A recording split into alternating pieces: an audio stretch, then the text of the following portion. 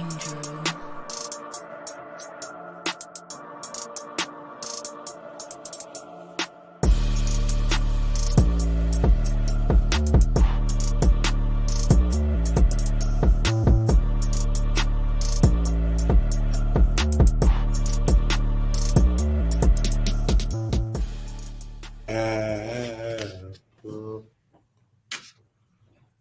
sir. Yes, sir. We are back, man. What's going on, everybody? Welcome back to the episode of the First and Foremost podcast, along with Bacon of Bacon Network. And we got a special guest, Yes, Ahmand. sir. Man, he has a bevy of education up under his belt, right? He went to Troy, got his master's there. He also went to Valdosta State, got his bachelor's there, and he also got a doctor of education from Liberty University. So a very, very smart, intelligent individual with us today. But I'll let him do his own intro. How you doing tonight, Mr. Guys, the pleasure is all mine, and it is just such a great thing to be here with two very accomplished made men. So, hey, look, I'm excited. I'm pumped up. Let's go. Let's go. Let's go. Go. Yes, sir. Yes, sir. Yes, sir. Well, I'm gonna throw it to you, Bacon. Yes. I know you know, obviously our guest pretty well. So I'm gonna let you kind of start off, and then I'll kind of relay off you, man. Yeah, coach. You know what I'm saying? I'm gonna start off.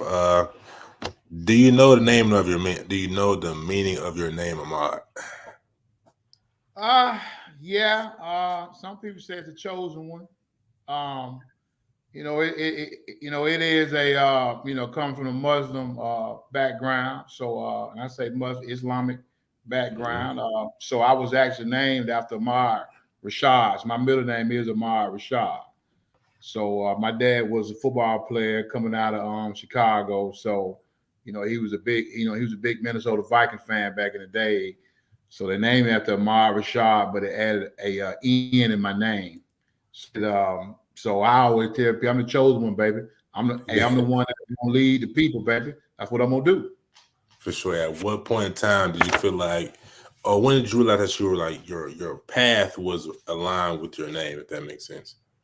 Well, I'm a big believer of supporting the underdog. I tell everybody this right here. I played in a great Story High School program, and it's always guys that's gonna be better than you. But when I looked at my recruiting process and I looked at other guys' recruiting process, I'm not gonna say image, but you always look and say, man, the old guy got a little bit more. So when I got an opportunity to get in the coaching game, it was like, man, I'm gonna do what I gotta do, and I'm gonna lead guys to greatness regardless of where they go, and just follow that each one teach one, reach one, uplift one philosophy. So we're gonna make sure that we are constantly trying to uplift guys, whether you that 5-star guy or you that guy that just, hey, everybody say, you know what, I'm gonna pass on that guy. So so from day one when I started coaching back in the early 90s, and really I'm gonna say early 90s, and I say early, really late 90s, but from the opportunity when I had to start coaching Little League ball, once I got hurt in college,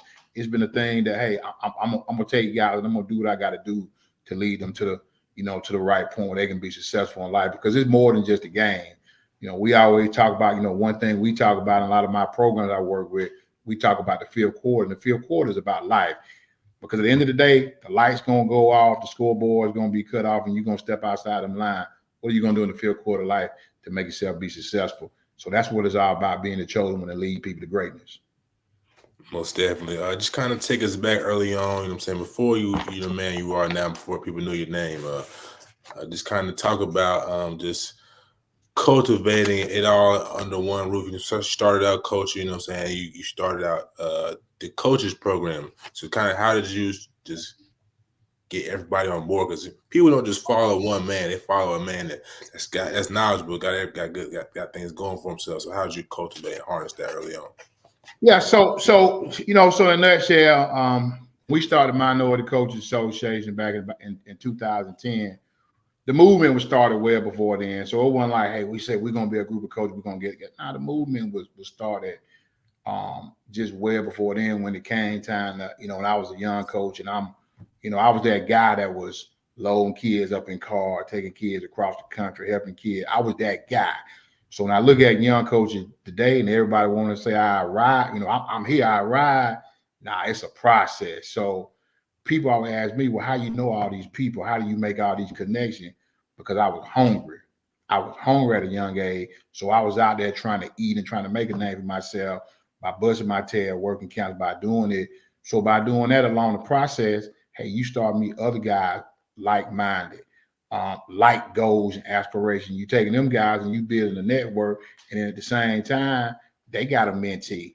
The next person got a mentee, and you pull them. And once you get everybody in the same room, and you know, as our people, you got to make sure that you ain't blowing smoke and you ain't selling nothing that's not gonna be discounted. Bottom line, I ain't saying no discount stuff, because at the end of the day, the business we in, the business first and foremost is to help young people become great, but at the same time to be able to help coaches learn, prosper, and grow so they can ultimately reach and attain their goals they have. Because again, we all in this for something. But what is your something? Eric Thomas say your why. Nah, mine is what is your something.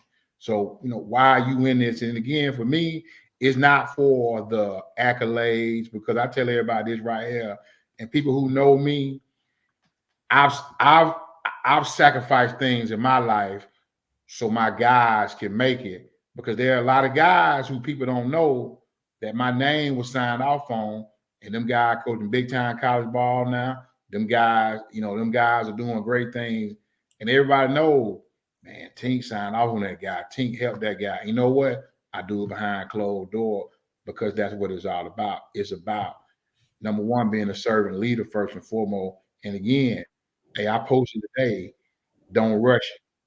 Just wait. Your time will arrive.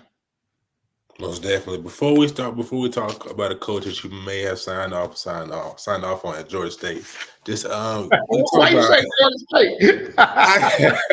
because I did my research. I seen you had talked up a coach that just got hired on at Georgia State. So put two and two together every now and again, come up with four. But just talk a little bit about, you talked about following. You know, so you got to follow in order to become a leader.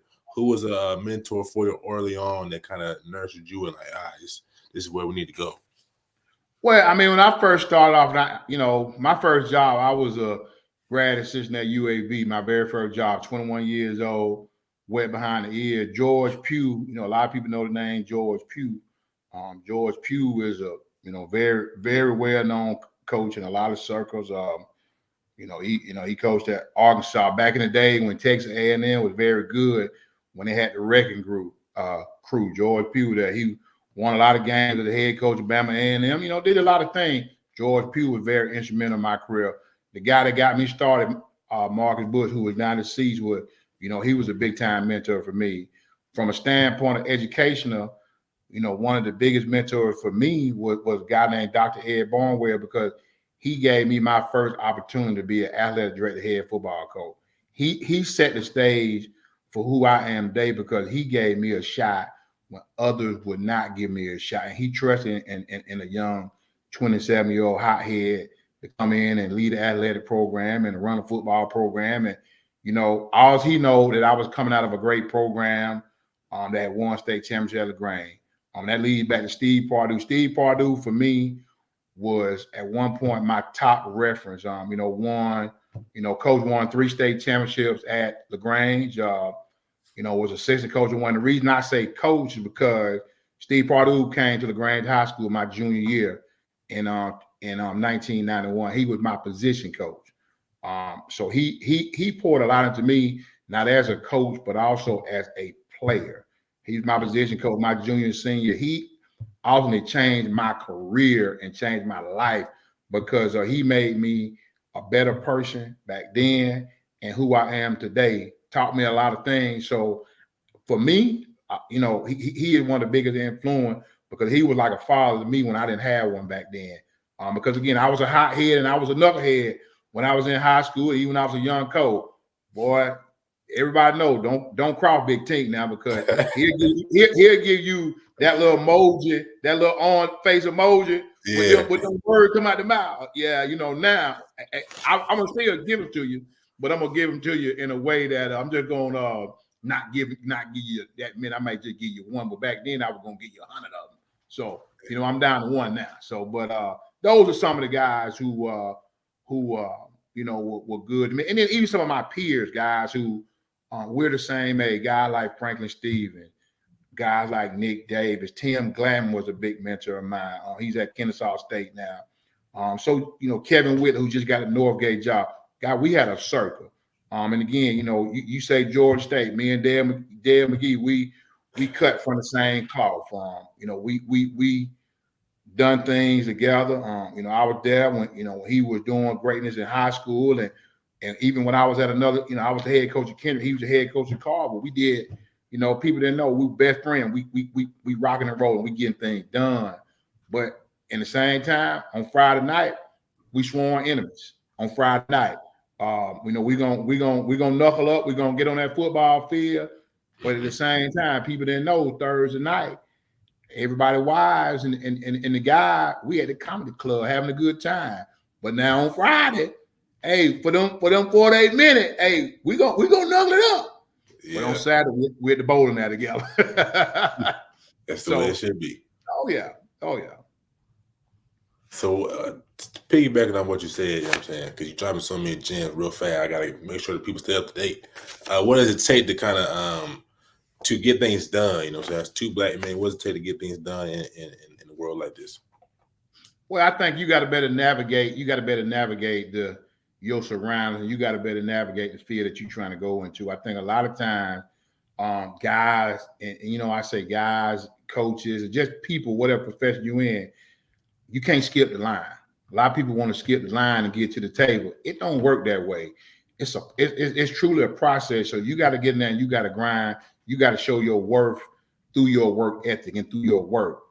So I think it's important to have that great work ethic, and it's important to understand people and understand your net working ability. Because understand, I tell people this all the time. I say this all the time. Your net worth equals your net worth. Your net worth equals your net worth. Well, if you can't deal with people, because understand now, that's business. Business 101 is people. I don't care what you selling. If the people ain't buying into you, then they're not gonna buy the product. And I've made a career on people buying into me. I'm not selling nothing ain't nobody else is selling. People trust, people believe in me because I'm gonna be personal and understand it right here. I'm gonna do what I say. I say what I do. I ain't gonna feed you no BS. If I can't do it, guess what? I can't do it. I'm gonna tell you straight up. I ain't gonna tell you that I can if I can't do it. So again, people want honesty, people want transparency. People don't want to be BS because again, guys, 86,400 seconds a day. Don't waste people's time in life. We don't have time for that right there because I tell people all the time, get to the point with me.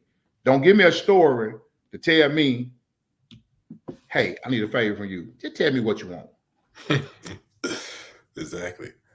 4-time state champion coach. You just got elected to the committee of Georgia High School Association for the Hall of Fame. After you answer, I'll pass it to announcement. What does that mean to you to get that another notch on the resume, man? Yeah. Well, I mean, I just for me, it's again that's just a service of being a servant. I think it's an opportunity to be able to just share some input on helping guys who did great things in high school and who need the opportunity to be nominated. Because here's the thing right here, where great deal that IJ and Todd Holcomb them did, great thing. But understand this right here, it's tough because there's so many great players that came through, and I just want to be able to shed light on guys. Because I tell you right now, and I don't sugarcoat that. Guys, I'm looking at guys in this area, right, in this West Georgia area, from down to Columbus, up to Noonan. Because I tell you right now, there's nobody in modern day Noonan that's on the nomination form because there's nobody to talk for them. There are a lot of great players. I'm a LaGrange guy. A lot of great players that came through. But guys, there's nobody from LaGrange who's made the Hall, and it's only 2-3 years in. But at the same time, we say Noonan. Nobody from modern day Griffin who's on there. If you're an old school guy, there was a pretty good daggone region back in the days. Clayton County had a lot of good players. So I'm just the guy that's on there, and I'm like everybody else. Everybody is regional based. I'm gonna make sure that the region that I'm representing, that they're gonna be that people are gonna be nominated. People are gonna have the opportunity to be selected because the guys who've been on the committee for me have done a great job, but they don't know every area of the state. And I think a lot of times you got to get a seat at the table to be able to support others. Because I go back to the servant leadership. Tell guys all the time, don't complain and don't fuss. Get a seat at the table. You can get a seat at the table, and you can help, and you can also help, shed awareness on issues and situations. Man of the people right there. Go ahead, Naj. Go ahead and tap in. Yeah, I want to ask, just tell the people a little bit about what you're up to nowadays. I know that you're the director of student services in Coweta school district, but talk a little bit about FRE sports as well. What does that kind of mean to you? You've been doing that for a long time. Yeah, so I started FRA Sports in 2007. So it's a long running business venture for me. And again, I started to really help kids. It wasn't started was not started for money. It was started because, guys, it was started with just recruiting fairs, meaning that college coaches would come in, high school coaches would have a table, and college coaches could come to one location, and they could go to high school and recruit their potential prospects for college scholarship. Back in like 2006, I had 18 kids sign scholarship because I went to a recruiting fair in Atlanta. The next year they wouldn't let me come because they only want to let Metro people come. So I said, you know what? I'm not gonna fuss and complain. I'm gonna do what everybody else do. I'm gonna start my own business. I'm not trying to put you out of business, but honestly, guys, I did put them out of business. Because I went from starting a recruiting fair now to the largest recruiting fair in the country. We normally average about 130 high schools, and we probably average about 75 to 90 college and university come. And also we do some mentorship with coaches. Some of the things that you all may not see that run through FRE and also run through the minority is we do mock interviews. So we do academies for potential high school guys who are going to be head coaches, potential high school guys who are going to be coordinator. One of the other things that we partner with one of our partner organizations, the Minority Advancement Committee that I helped form with high school guys, where we do mock interviews with college assistants right now. And we bring in every major search firm. We normally bring in about 40 to 50 college ADs. When I say college ADs, I'm talking about Ohio State, Texas A&M, USC. I'm talking about the big people. And we run them through mock interviews. Like this year interviews are going to be on Sunday, May 26th. We've had go through our interview. We had Marcus Freeman go through our first. Everybody know who Marcus Freeman is, right? Notre Dame coach. There you go. We had Alex Action went the first year. Alex Action is offensive coordinator at Florida State. Jimmy Lindsay went the first year. I don't know if y'all know who Holman Wiggins is. He was a receiver coach at Alabama. He just went to Texas A&M. Y'all know who Josh Gaddis is, right? The offensive coordinator at Maryland, who was at Penn State, who was at Miami. So we've had guys go through every single year. I mean, we're 6 years in. We normally do about 7 to 8 guys per year, and we partner up and we do things, and it's all online. And but it is a sight to see. People that wrote articles about what we do. So it's a lot of things that have went through FRE and minority because they're kind of interlinked now with some of the services that we do. And these are free services, guys. This is not nothing we're charging people because, again, if guys like myself who are veterans, if we don't reach down and become bridge builders, everybody know the poem bridge builder, and build that bridge for other guys to cross, what are we doing? We want to say brotherhood. What brotherhood? What we doing? And we can't worry about that young guy someday gonna come take our job or gonna be next. I'm trying to build the next Ahmad Tinker. I want to build the next Ahmad Tinker because, again, if I don't, what am I doing? Who am I?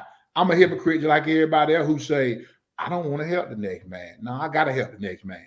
Because if I don't, who's gonna carry on the legacy that guys like and forget me? Because again, this ain't the first time that somebody said we're gonna start a minority coach association. It's the time that it has sustained the longest. But there are other guys who have laid the groundwork. They laid the groundwork, and all we did is come continue to lay the bricks in the foundation.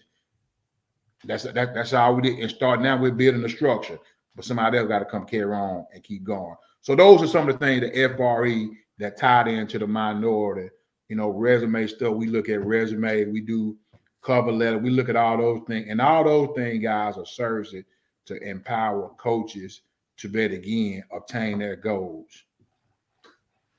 No doubt about it. And then just talk a little bit about, obviously starting a business is not easy, you know what I'm saying? So if you had to tell anybody that wants to start their own business and is trying to, gain traction, obviously, like you've been saying throughout this whole podcast, it's a process. But what advice would you give those that want to jump into and kind of do their own business as well? I think the big thing is and I'll say this from the business side first. When you go out there and you go to establish that business, don't go out there and establish that business name. You go out there and you figure out how to establish an enterprise so you can run everything through one business, multiple businesses. A lot of times, if you got first and foremost name of the party and you go start an LLC, well, what you did, you just pigeonholed yourself with that name.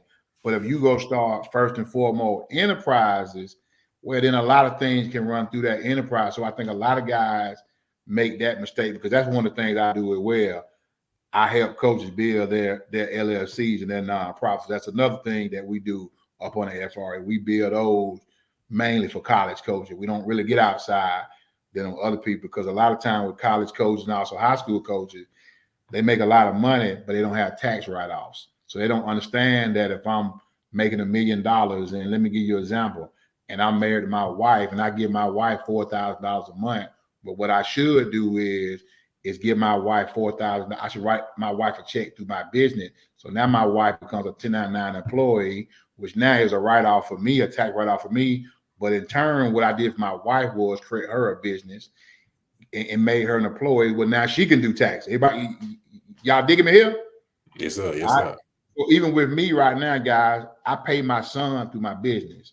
Well, he's 1099. So now it had just started. He's an employee of my business. Y'all see where I'm going right here? So really, he has his own NIL through FRE Sports, what he really has. Okay, so it's things to tie. And some people say, I don't want to do my kid that way because of financial aid. Well, y'all, I ain't getting paid a grant anyway, so it don't make a difference. Okay, he's gonna be eligible for a staff loan regardless. And even with the new pay grant rule, he's still get a little bit, but it's not like he's gonna get much anyway. So all kind of things of just that, and then know what you're gonna do from a business standpoint. Do your research before you say I'm gonna go try to get in this particular arena or area of business, because a lot of times guys see other people doing and they say, hey, I can do that better, but they don't understand that the connections, or just like what you guys are doing. The name of this business is sponsorship. Doing a podcast, you're not getting sponsorship and you're not getting viewing rate. What sponsors don't want to. They don't want to buy into your ads. So you got to make sure you're doing your homework, because it's easy to come do a podcast. Who's watching it? What's your analytics? Because let's be honest, for you guys, this take time. If I can go out here and get ads, now this turns into money. And it turns into money, now it turns into maybe somebody picking you up on something else, which then turns into more money. So that's business 101. That know what you're getting yourself into. And don't overexert yourself. Because I admire you guys, because I would love to do a podcast, but guess what? I don't have time to do no editing. I'm not doing no editing, okay? Because that's where the work come in at with the podcast. Right. It's editing. So know what you're going to do your research in the business field, and make sure that it is a sustainable business, okay? And if it's not a sustainable business, it better be a business that you can go pour into it, make the money, and eventually sell it. Because that's the name of business of today, is that I go start a business, I make money, I make a sustainable business, I sell it, and I go start another business. That's what rich people do, okay? Rich people, and I say rich with knowledge and rich with knowing how to play the game. Because again, if you are old empire guy, Lucia told all y'all to end. Every empire will fall, baby. No business is gonna sustain forever. Right. Yeah, actually, I wanted I wanted to enlighten you. So it's actually different now. I actually put my guy Bacon on game. There's actually these apps now. I don't know if you probably know what AI is, artificial Oh yeah. intelligence. It does the editing for you now. So you put the whole, so Okay. you can do a whole 2 hour clip. I was putting Bacon on game. You throw it in there, and it'll give you the 20 most like lit clips from the podcast that you did, and then you could just share it all on social media. So Well, I need to pay you then. it cuts you up a little bit, Okay. Look, and you put me on game, but I still ain't gonna do it. But you put me on game. Come on, we need the Coach T pods. Yeah, well, Coach T, I had to put you on game because you've been putting us on game and dropping gems. And speaking of gems, I want to ask you just from, if you had to say, where do you kind of get your business knowledge from? Is that more so like, learning from different people, being in the game, or are you kind of more of a reader? You like to kind of study some of the greats, in the business industry? For me, it's like a Rich Dad Poor Dad. Robert Kiyosaki's a pretty good businessman. Looking at Elon Musk, like, how did you kind of attain this vast amount of knowledge in the business world? So a lot of it is with me, guys. I'm gonna be honest now, because I'm a couple years older than you guys. A lot of it comes from the street. Like I'm gonna be honest. Like when you really look at it, and you look at it, if you grew up in the hood, a lot of the same principles from what God, and I'm gonna say it on the corner did, is supply and demand. This, that. It's the same concept that you take those concepts and you apply them to a business principle. They just didn't write a book. They were doing the same thing that Rockefeller was doing. They doing the exact same thing. They just had the wrong product. Okay. So at the end of the day, so I looked at those things, and then I do read. I'm not gonna sit here and say I read a lot, and I read a lot, but at the same time, I talk to a lot of people who got big money. So I deal with a lot of millionaires in the business world. And for all walks of life. And I asked them, hey, what are some things you're doing? Share some things with me, because again, I'm a big stock guy. I just got into building a house. So I'm actually building. I just bought 20. I got 5 houses being built as we speak right now. And then I'm doing 5 houses. I'm a pop. So I'm building 5, taking 30 days off, building 5 more. So I've got into the affordable housing business. I'm doing all this in Bainbridge, Georgia.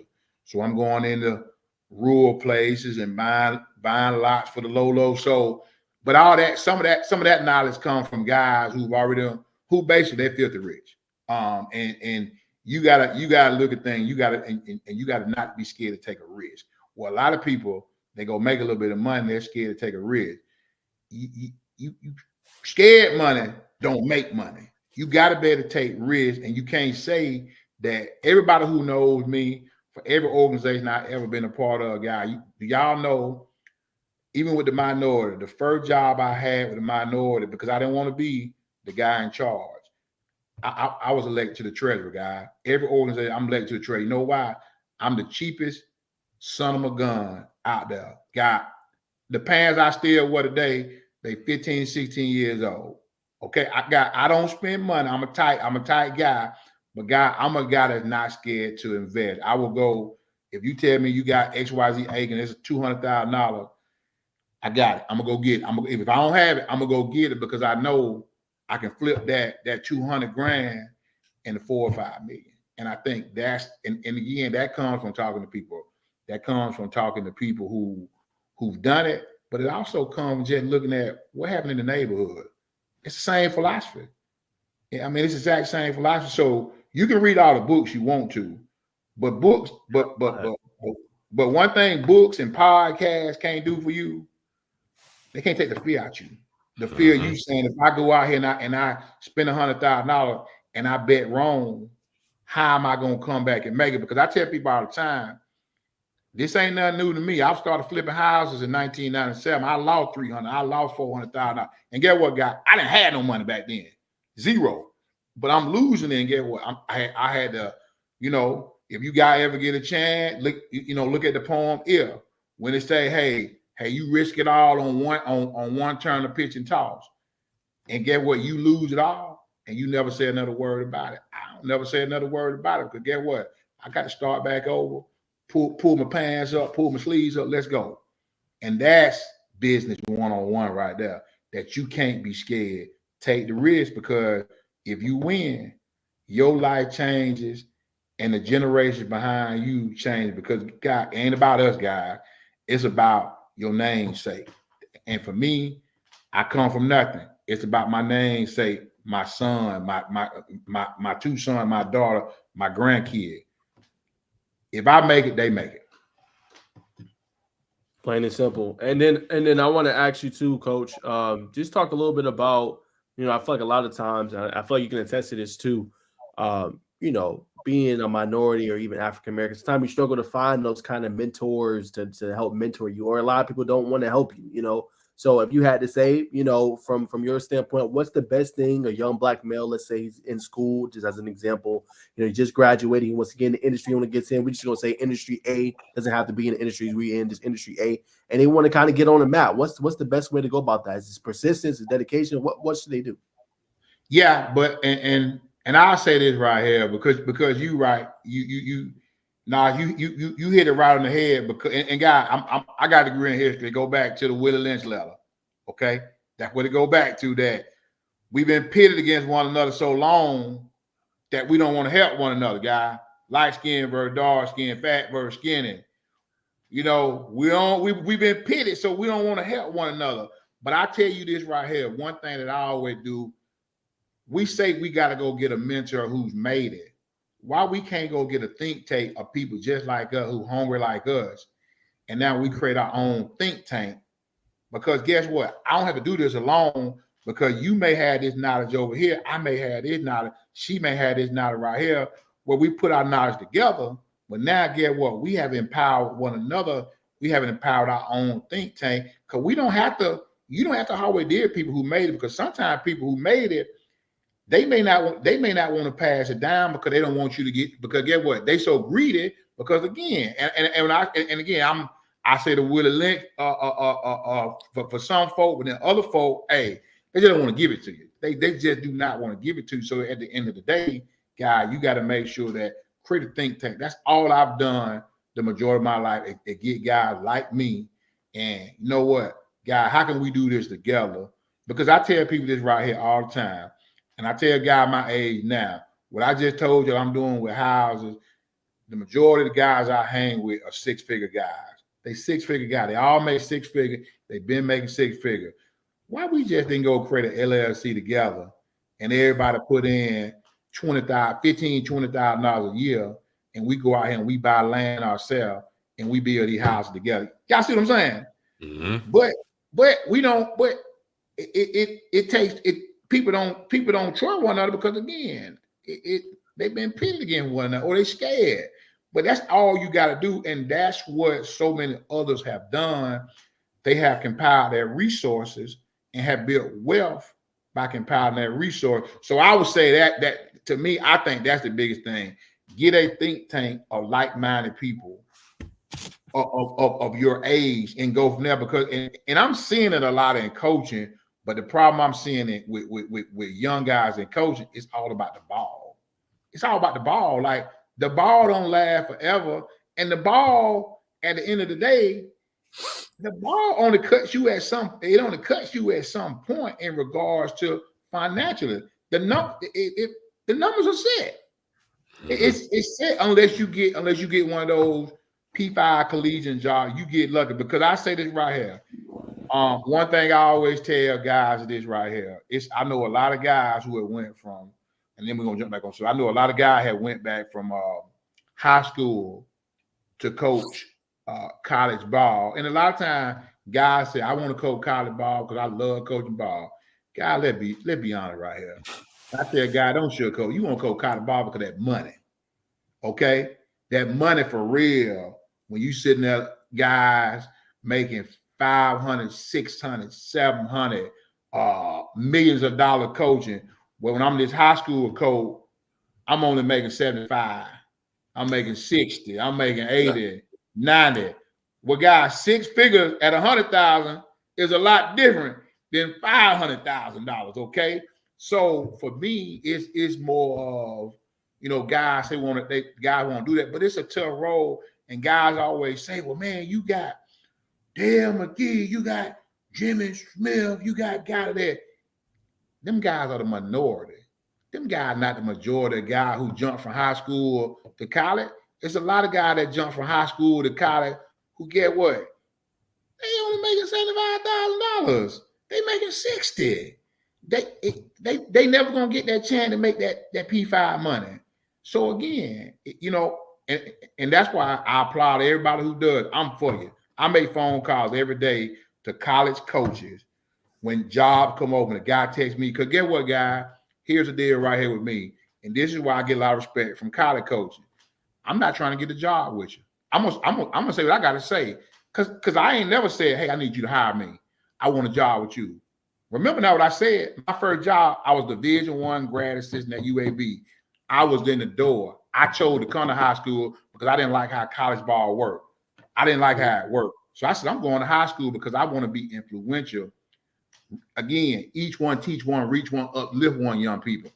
I don't want to go out there recruiting, chasing grown men. No. And most people don't even know that was my first job. They think, oh, he's just a high school coach. It's some people who say he just administrator. He never coached. Okay, you right. I just coach. You right. I mean, I just been administrator. You right. Go Google me, baby. I tell people all the time, I'm Googleable, baby. Google me. You know what I'm saying? Google me. I ain't just been no administrator at all. Yeah. Googleable. No, sir. And my last one, I'm gonna throw it back to you, Bacon. I want you to kind of just expound a little bit on Coach Tink, a little bit about what's on your shirt. You talked a little bit about it, the each one teach one, kind of uplifting people. But what kind of was the mastermind? What kind of went behind creating the Georgia Minority Coaches Association? What were you hoping to accomplish in a spot that's very, very successful and that's helped a lot of people get on the map? Yeah, so when we first started organization, guys, it was all about just taking minority coaches and bringing minority coaches together, because there's so many successful minority coaches out there. But a lot of time, again, I told y'all, some guy don't, the new age a little bit different to me, but we had a lot of guys back then who were very successful, and we wanted to come together as just a group of guys. When we first started in 2010, we put a conference together in series of probably 10 to 15 days. I picked the phone. I called Nick Davis, who former head coach at Fed, kind of been a lot of places, Spalding, a lot of places. One great friend of mine, his only strike, he owed Griffin, Georgia, Joker. So, the Grange and Griffin, Georgia now, we butt heads. So, but that's my guy now, okay? So we put something together. Guys, the first year we put a conference together back in 2010. We had 60 coaches show up to Columbia, Georgia. It was about 10 days, 60 coaches show up to Columbia, Georgia. We just talked about things. We had different guys speak on things like how to deal with the media, how to deal with administration, interview process, resume. We wanted to better take guys, and we wanted to be able to just, hey, guys, this is the thing that we need from a professional development standpoint to be able to help one another. And the thing that the biggest thing for me that back in 2010 that I was most proud of, and remember, guys, it was not even an organization back then. It was just a group of guys coming together. And actually in 2008, a bunch of Georgia Southern guys got together and did this in Macon. In 2008, guys, again, like Frank Stevens, Derek also, the new superintendent of Putnam, Kevin Whitley, Nick Davis, a bunch of them old jarhead guys from Georgia Southern. They got together and they did the things they were discussing, because guys, this is power right here. What the things they were discussing was stuff like life insurance policies, how to get loans for buying houses, how to possibly start a business. Because those are things, guys, if you come from an African-American community, I'm going to say the hood. Guys, who you got in there that's teaching you that stuff right there? We don't know, because a lot of times we come from broken families. We didn't have a daddy there, or we was renting apartments and mama working and old taking care of the siblings. So guys just didn't know. But then you got guys who married, who trying to be the best father they can be, trying to be the best provider they can be. So those things. And again, those are some of the private conversations that we're still having, guys. We're still having those conversations because, again, the young generation, what I just said earlier, ball, ball, ball. It ain't all about ball. What about the next? So again, that was 2008, 2010.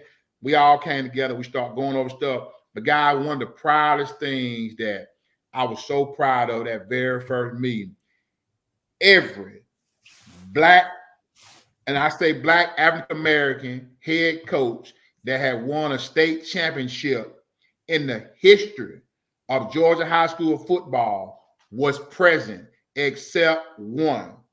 And that was Big John, who won a state championship, I think, back in like 94 at Doherty County because he was deceased. That's the only reason he wasn't there. So I'm talking about from Dale McGee had won at Carver, Charles Flower at Shaw, Franklin Stevens at Tucker, Eric Parker at Burke County. I'm trying to stop missing about it. It's some more. All them guys were there. So again, we started from day one. Everybody was all on board, and then guys been on board. We were doing Maurice Freeman at Brooks County. Everybody was on board, and that was the thing that I was more proud of.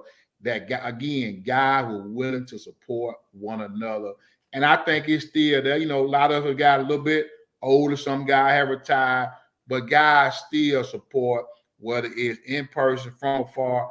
And that's all you ask, and that's all the next generation got to do. It can't be the crabs in the barrel, because at the end of the day, guy, I tell you this: if you a young guy and you aspire to be a head coach, it's only so many great players that you can have an opportunity to be. You got to be realistic, and a lot of times you're going to compete directly head to head against against another minority coach, and it is a reality. We're not going to sugarcoat it, okay? We can sugarcoat it, but we not.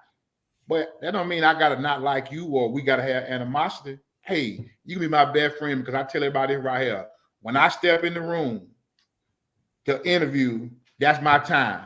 And get what? You give me my 20 minutes, you give me my 30 minutes, I'm gonna take over the room, baby. And get what? You got the same opportunity I had. And we can have the exact same information. But you know what? It's my time, it's my show. I'm gonna go in there and kill it. You better do the same thing. So you know what? Let's work together. Regardless, we can go through the same training, but I still got my 30 minutes. You got your 30 minutes, and I'm gonna kill my 30 minutes. You definitely going crazy right now, Coach. You teaming up with Northeast Georgia recruits with Coach Daniels, man. So let me ask you this first, man. Why has recruiting become such of a murky waters of not non-committable offers? I'm saying, why is it like that? Well, I just think it's two things for high school kids. It's simple. It's transfer portal, it's NIL.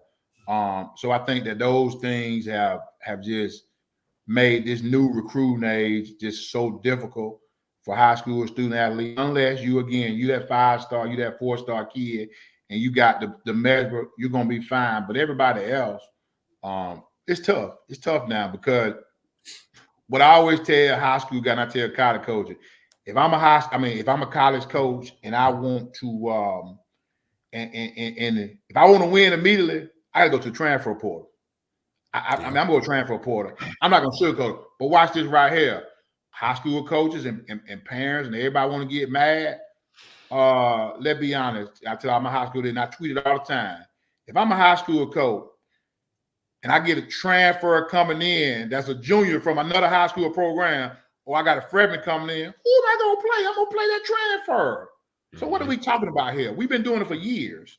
It's just been an unofficial transfer portal. So it's the same reality. So I think it's murky. And what Coach Daniels is doing, he's doing amazing. You know what he's doing? He's going after the underdog. My type of kid is that, not the 5-star, not the big time kid. He's doing a great thing. And I talk to Coach Daniel all the time. I tell him all the time, listen, man. You go do what you do. You go create the next 2, 4, 7, the next on 3 next rivals. Because that's what I see coming for him. Because he's created a huge following fast, and that's his passion. And I know I tell him, listen, he started doing a lot of it because those kids in that area were not getting exposure, and one of them was his son, and rightfully so, he should have. Okay, because if you don't take care of your own village, Mm-hmm. how you gonna take care of somebody else's village? So he's done things that's grown. He's got his son some things. He got other kids some things. He is doing some things, and all I try to do with him, I try to mentor and hey, think about this, think about that. We're gonna do some collaboration stuff because I love what he's doing.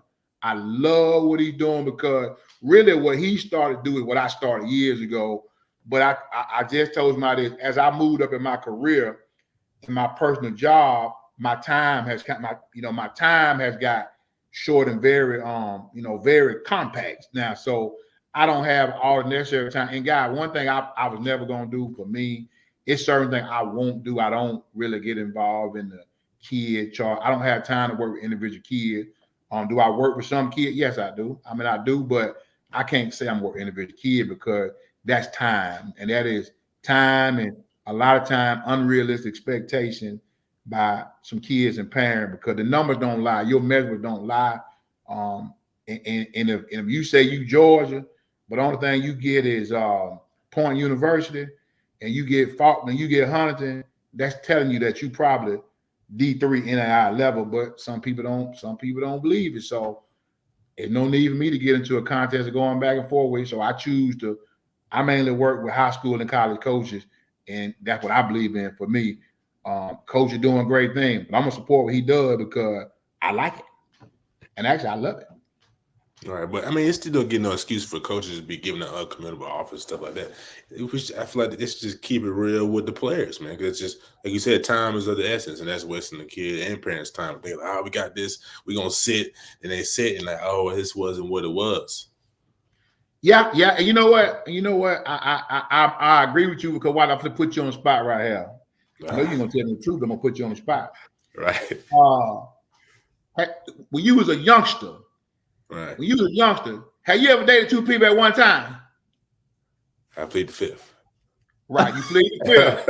So get what? It's the same deal. Because get what? I'm gonna offer you, and I'm gonna offer this kid. So get what? I got to have a plan B because if my number one kid tell me no, then I got to follow my number two kid. But if my number one kid tell me yes, then I'm gonna do what? I'm gonna go ghost on you. I'm gonna start texting you. I'm gonna start calling you. Remember, guy, the recruiting process is like the dating process. It's the same thing, guy. And eventually, once I sign that paper and I commit, I just married you for 1 year. For one calendar year, I just married you. And then guess what we're gonna do? We come back to another year. We're gonna have an anniversary, and I'm gonna decide: do I want to continue being married? If I don't want to continue being married, you would go both ways. We're gonna get a divorce, and we're gonna go in what's called a transfer portal. If I still like you on April the 15th, I'm gonna recommit to you. It is what it is. It ain't like we say it uncommittable, but this is a business. It's business. So I don't go into it with the kind of uncommittable offer. Well, get what? We say it's uncommittable, but kids do the same thing. Blessed to receive my 25th offer. You can only go to one place. How much time does it take for you to commit? Because get what? When you get married, you think that woman gonna give you the opportunity to go out there and date 25 other women and stay with you? Come on now. Like if I love you, I ain't got to keep coming back over and over to saying, well, I'm gonna be on Georgia campus today. I'm gonna be on Auburn campus today. I love you. You love me. I want to commit. And if it ain't committable, you're gonna know real fast. But it's two-sided now because recruits, do they love football or love the recruiting process? What? And a lot of kids love the recruiting process, to post on social media, to go on these little recruiting trips to get wooed. So what happens is they wait till the last minute, somebody else commit, then they end up having nothing, and they got pie in the face. They want to say, oh, this university did me wrong. No, I didn't, because get what? They love you at one point, but you was out there dating 25 other people. It don't work that way. Life don't work that way. I love you, baby. Will you marry me? Yes, I will marry you. Now let's meet at the altar. Meet me at the altar. Altar, yo, I dress. Come on. Let's go, yeah. So let me ask you this. Prime example of South Carolina, right? You had Juice Wells, right? He didn't play for whatever reason, so kind of got over on South Carolina. So how do you feel about a player winning in that situation, but also obviously they talked his name down. But just what's your thoughts on that side of the spectrum? So tell me what he did again. So let me understand now, because I don't know the story. Tell me what he did. Juice Wells, he played in the Georgia game. He got hurt, I think, in the first half, and then played no more for the rest of the season. He had like a big NIL deal with the schools, and so he did. Like I said, he didn't play for the rest of the season. And he decided to transfer at the end of the season. So and it sounded like that he could have played, but didn't, because he knew he had the thought that he was going to transfer and did so. So again, it go back to being business. That's a smart businessman, because what he did, he reserved. So he kept he kept another year eligibility, which in turn gives him more opportunity to transfer. Because remember now, if I go in a transfer report, I caught a coach. Do I want a kid with 1 year, 2 year, 3? I want a kid that got as many years as possible to be a part of my program. If I take a shot on a 1 year kid, remember now, it's a 1 year bet. If that kid don't pan out, I just wasted the opportunity on another kid. Now, 1 year kid better be a superstar. Okay. So I mean, I think he made a business decision that was best for him. And I think it's different. It's a case-by-case situation. Because if I get hurt and I know they're not gonna play me, I'm gonna transfer. Because remember now, we always want to blame these kids and say, oh yeah, these kids transferring. A lot of these kids been told to transfer by the coach. It's a two-way street now. It ain't just on them kids now. Because remember, okay, if you if I go somewhere and I order some food and I don't like it, I'm gonna transfer it right back to the restaurant. Bring me something else out here. Right. So it's a two-way street. Okay. That's facts. We're gonna try, because we've come up on an hour. We don't want to take too much of your time from me, Coach. But you got the mega camp coming up. You know what I'm saying? What can the people be expecting? Is it going to be at Morehouse this year, and where can they sign up? And just talk about, like, tell them about the, what I'm saying, historical facts. I know you posted on your social. I think it was a Clemson player on the 429, the 40. He was also at the Rising Seniors game. So what I'm saying, just go ahead and plug yourself. Well, all right. So that was Tay Harris. So Tay is in the same training group with my son, and they play on the same 7-on-17. They big buddy, great. He is one of the best young men I've been around in a long time. Very respectful, and I don't say that a lot of times, my guy. But that young man is a great young man and gonna do great things at Cedar Town this year. He does great thing at Pass Training with Andre Powell, who's the owner, who's done a great thing with that young man, my kid, and all the rest of the kids. It's just great thing. Now, from a standpoint, our first mega camp is the Champions League mega camp. That's the mega camp for us that we have universities from all over the country, and we actually doing it at Clark, Atlanta this year. So we moved across street to Clark, Atlanta. That's going to be on May 30th. We're the first mega camp that's going to be hosted in the state of Georgia on May the 30th. That's going to be Thursday, May the 30th. You can sign up on Champions Elite, Champions Elite footballcamp.com. We have college universities all over the country. One thing we pride ourselves on is this: when we start releasing the university who's coming to camp, some people pride themselves on saying, "Oh, I got Big 10 school, Big 12 school, all these P5 schools." I can't pride myself on saying that, because let's be honest. Remember, I'm in this business right here. If Georgia come to my camp, Georgia coming to see 5 kids. They not coming to see the 500 kids I got. They coming to see 5 kids. So I'm not going to pride myself on saying UFC coming, all these big time schools coming. I pride myself on saying I got G5 school coming from up north, all the way down to the club football programs at Columbus State, at Gordon, at Clayton State, that some of our kids had the opportunity to play from the Division II to Division NIA.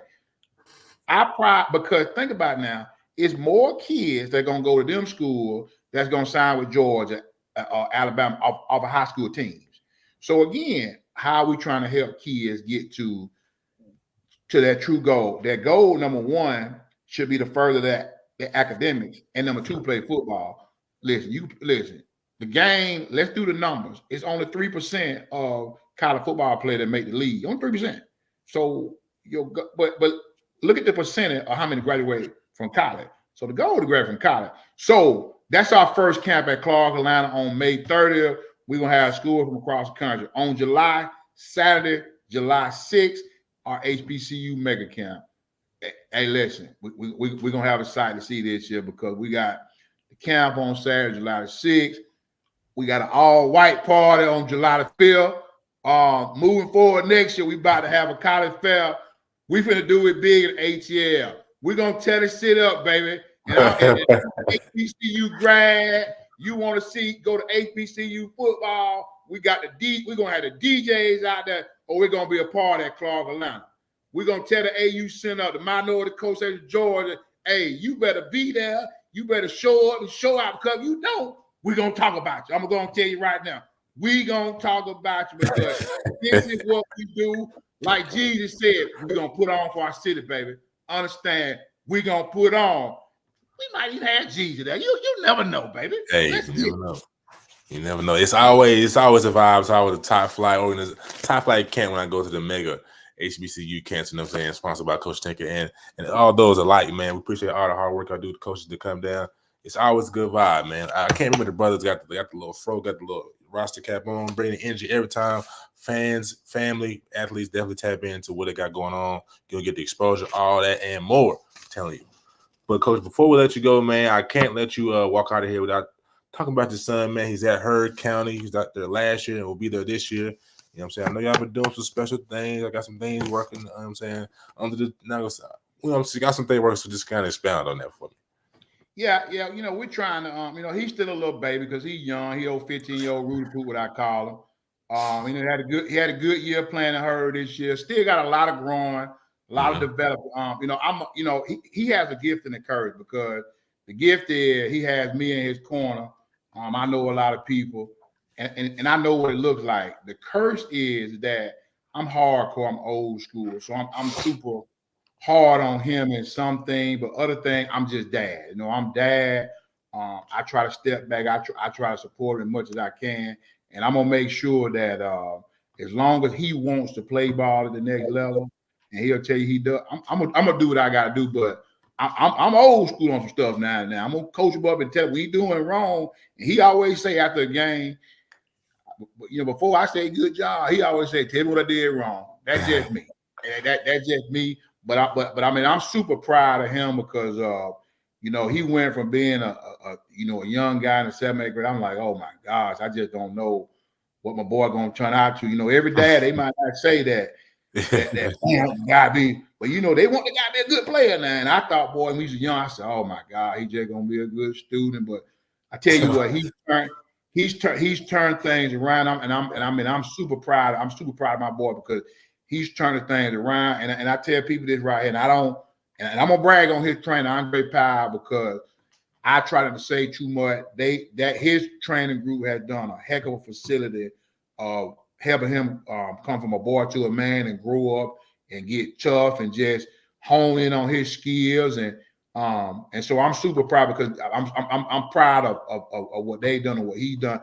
I'm proud of what the staff at Heard County has done when he came in January. In July, and the school, the players, the whole program community open their arms to him and me. So I'm super proud of folks like that, and that lets you know it's still good folks out there in life that really care about young folk. So I'm proud of my boy. I'm proud of everybody who's poured in him every day.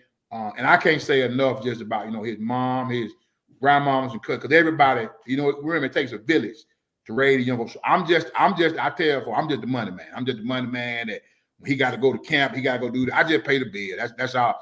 I'm just an old money man. But everybody else is doing everything from his teachers to his buddies. It's all on them. I'm just the money man. Okay. I'm the proud money man for the next 2 years. I'm gonna yes, sir.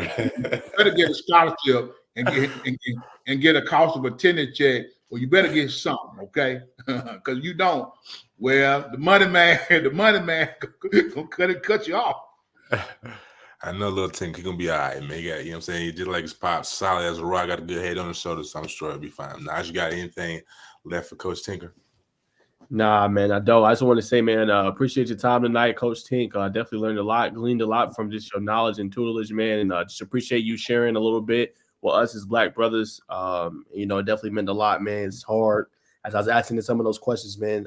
Just being, a minority or being Black, being able to kind of, get your foot in the door sometime in some industry. So we just appreciate you, man, and coming on here and sharing the knowledge.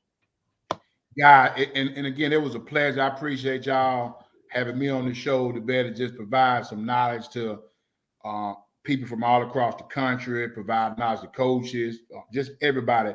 I can't, I can't get enough of doing this. Anytime you guys want me to come back, guys in my organization, hey, we're all about this right here because again, if you can't reach one, teach one, each one, uplift one, then what are you doing? What are you doing? Because you got to get rid of the selfish habits and the selfish philosophy. And again, remember, servant leadership. We're an organization, the Minority Coaches Association, FR. We're an organization of helping hand. We want to lift you up. It's our way, lifting that we climb, baby. And that goes from a motto that I learned dearly for Make Us Out Fire. I'm never gonna leave that. Lifting that we climb, baby. Nah, you ain't gotta do it, Coach. But last two things, something I asked you this a while back. You said, "Let me think on this." So I gotta ask you, what can the media do? What can they do better on? Is something in the area that we could do better on and serve? Yeah, I mean, I think the biggest thing is for a startup media or media. Just talk to me on that. For guys like yourself who just you in the beginning, middle stage, or what? Just give me a one size fits all, something real. You know what I'm saying, off the top. Well, I think it's all about being personal. I think it's about being out there and being seen. I think you gotta get out there. And I'll say this. Remember, I always talking about it takes money to be able to grow, and it's all media. But bet on yourself. Bet on yourself that what you're doing is valuable. But I'm gonna win.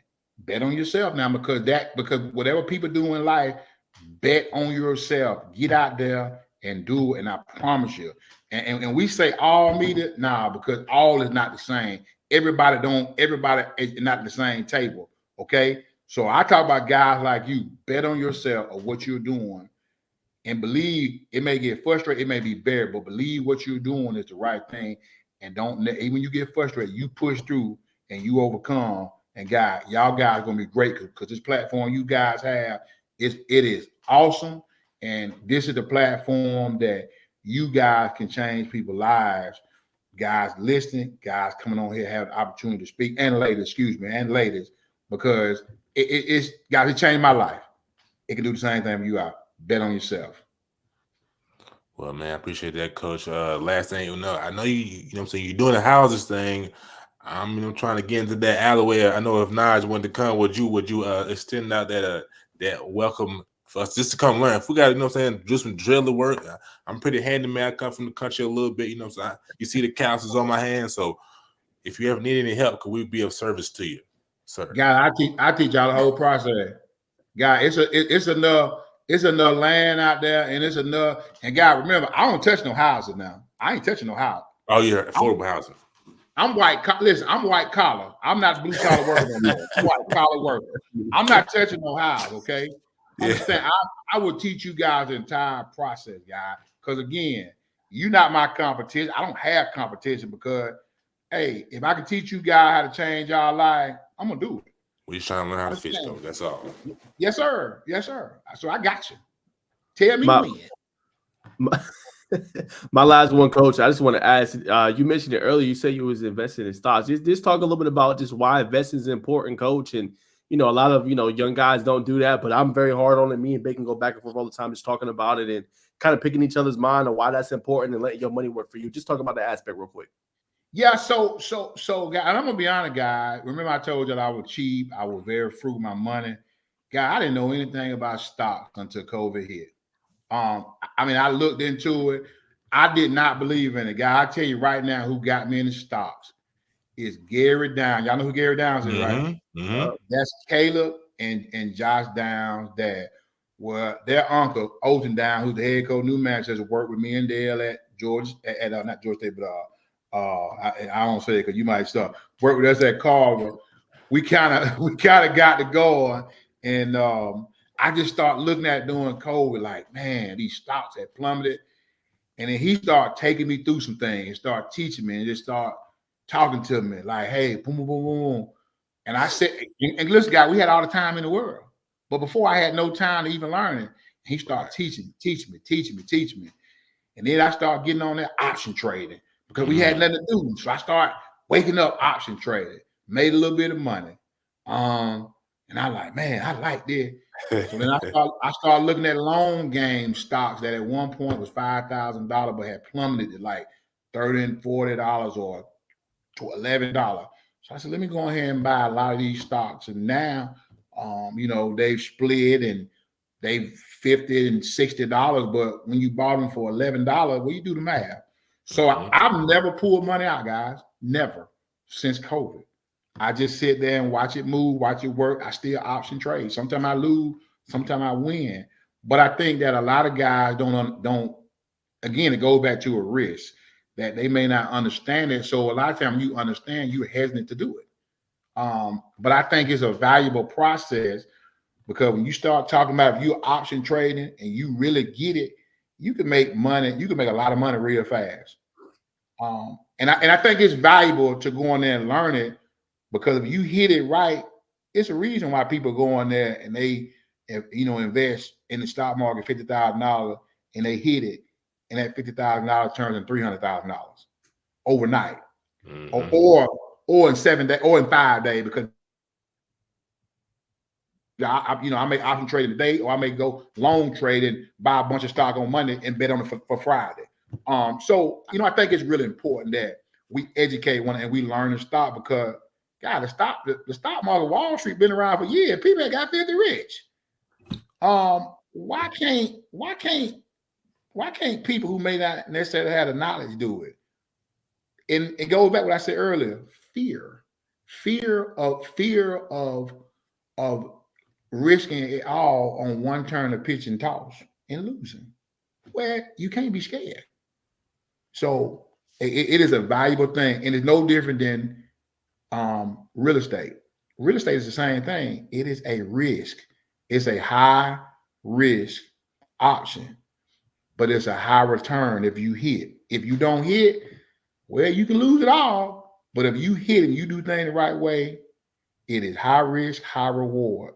And again, I'm willing to take high risk because I'm thinking about, people always say, I want to create a legacy. I want to create a legacy. And I said, well, what's a legacy? And they always say, well, I want to create a legacy for my family to have this. I'm beyond creating a legacy.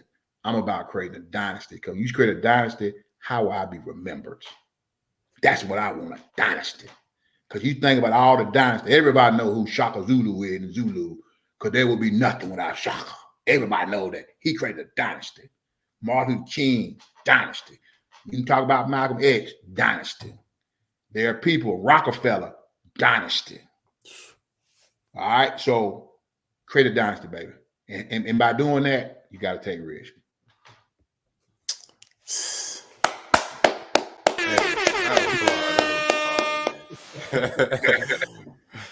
Would you like to shout anything out before you exit, Coach? You know what I mean? Yeah, listen. Hey, I want to thank everybody who puts up with me daily. Hey, I just left my staff at Maggie Brown, headed my new job. One of the best staffs out there. My chief of staff, Big Chef. Hey, all them folks over there who put up with me. I got a big shout out to the Big Severe, Big Bear who put yes, up sir. with me. Who put up with me all the time. The minority, Coach Kid, Coach Chip, all them guys right there. The little short guy, you to my Coach Myrie. That's my Energizer Bunny. Most people don't know. Coach Myrie played for me when I was a head football coach. I raised him since he was 13 years old, and I gave Myrie, now I'm about 36, 37. So I was I raised him when he was 13. I was his head football coach for 4 years at Kendrick High School. Man, one of the best young coaches in the business. I tell you, somebody y'all better come get Joseph Myrie because that guy got it going on. He's going to be a great one, great family man, and he's going to turn your program around. I promise you now. So remember, it ain't about me. Come get my guys. Joseph Myrie. Don't forget him. Most definitely, Coach. Well, we appreciate you coming on once again, man. We will definitely see you soon, I promise. So you enjoy the rest of your night and have a blessed one. Appreciate y'all, guys. Thank you very much. Yes, sir. Sure. All right, guys. Man. So there goes Coach Tink, man. Definitely feel more educated after that, man. So special shout out to him, man. He was dropping the gems all night. Y'all give him a follow, man. Like he said, he is Googleable. So y'all go check him out, man. He does some great stuff. You know what I'm saying, for not just us, but for the coaches, for the whole community. Just somebody you wanna, you wanna know and kind of get to know and can really do a lot for your life, just even from a mentor perspective. So Most definitely, Coach. I mean, not Coach Naj. I wanted to ask you, you know what I'm saying? I had the thought when we talk about the financial literacy stuff. I think, man, with all this money being thrown around, I'm saying NIL, man, I think it's time to start teaching the younger generation, like 13 up, how to day trade, you know what I'm saying, how to trade options, you know what I'm saying, stuff like that. So, like, whoever comes out with it first, like seminars, do stuff like that, you already know what I mean. You already know what it is. good point. I don't disagree with that. But we talked to Tay Harris earlier, you know what I'm saying? He just committed to Clemson as of, was it Sunday? Yesterday. Yesterday. So, yes. So, Tuesday. Yeah. No, Monday, excuse me. So, you know what I'm saying? Just, obviously, we talked about it the show before that he had that Clemson was the weekend. Yeah, that they had that big recruit weekend. Yes. Go ahead, brother. Nah, I was just gonna say, just going off your point, yeah, big recruit weekend for them. Definitely, like you said, it left a big time mark on them, right? You had Zealous Hicks there, you had Samar Smoke Matthew from North Carolina, heavily recruited player, just was rated a 4-star. A lot of big time players. Max Brown was the only freshman there. Anybody in the world where you could think of that Clemson wanted, they was on campus basically. So it just makes a lot of sense. Khalil Barnes was kind of recruiting him. If you guys don't know, Khalil Barnes came from Norfolk Coney. Norfolk Coney, Cedartown kind of play each other pretty often in the playoffs. But he was recruiting him pretty hard. And I think what it comes down to is he fits their scheme very well. It makes a lot of sense. And I think too, that ability, like Clemson, you had that ability as a DB to play early. Go look at last year, right? Shelton Lewis from Stockbridge, Avion Terrell of Westlake, right? Go look at Khalil Barnes and North Coney. So when you have that and guys can come in and play early and play a pivotal role with the team, that definitely blows well. And the good thing is, like I said, he's going to learn from some great players, some great coaches. And then by the time he get there, Barnes is going to be a junior. And, you know what I'm saying, they're going to be rocking and rolling. So I think it's a great place for him. I think he fits the scheme well. So you think he stays locked in hard commit? I think so. I mean, I know he's at Georgia before. Obviously, the DB room is special. The DB coach is special. But, yeah, I think he stays locked in there. He said he's shutting down his recruitment. I don't think there's too much else anybody can do. I think he's locked. For sure. Another recent commit as of last week, Tavares Dice committed to Auburn. It wasn't a secret. We all knew that he was heavy on Auburn. So happy to see that, man. Another Georgia offensive lineman is going to get a chance to go play. That's probably going to have big league aspirations, man. He's like we was talking about in the Under Armour camp. He had 15, 20 pounds. Looked solid, man. Was very technical and pass protection. So, you know what I'm saying? It's going to be interesting to see his improvement from 3 to 4 at Langston this year, man. I got my popcorn ready. Yeah, no doubt. I think a lot of Auburn fans have been asking about him. I remember I did a recruiting space with Coach Daniels asking about how Dice looked. They was worried about his weight. I'm just telling y'all, man, y'all got a dog. You know what I'm saying? Like, he's a guy that's no nonsense. He puts in the work. Really great athlete, formerly of Tri-Cities, played basketball there, came over, switched totally to football, got a great head coach, Coach Boone Williams, I think one of the best black coaches here in the state. On the high school level, in my opinion, my humble opinion. And I think he's going to learn a lot from that program, man. And he protected one of the best quarterbacks from this past class in the 2024 class, and Prentice Aranola, who's now at Ohio State. And they're going to get them boys ready, man. And the good thing, too, I think what Auburn is building, kind of similar to what I said with Clemson, Auburn is building where the offensive linemen, they can come in and they can play early on. Go look at Connor Liu of Kennesaw Mountain.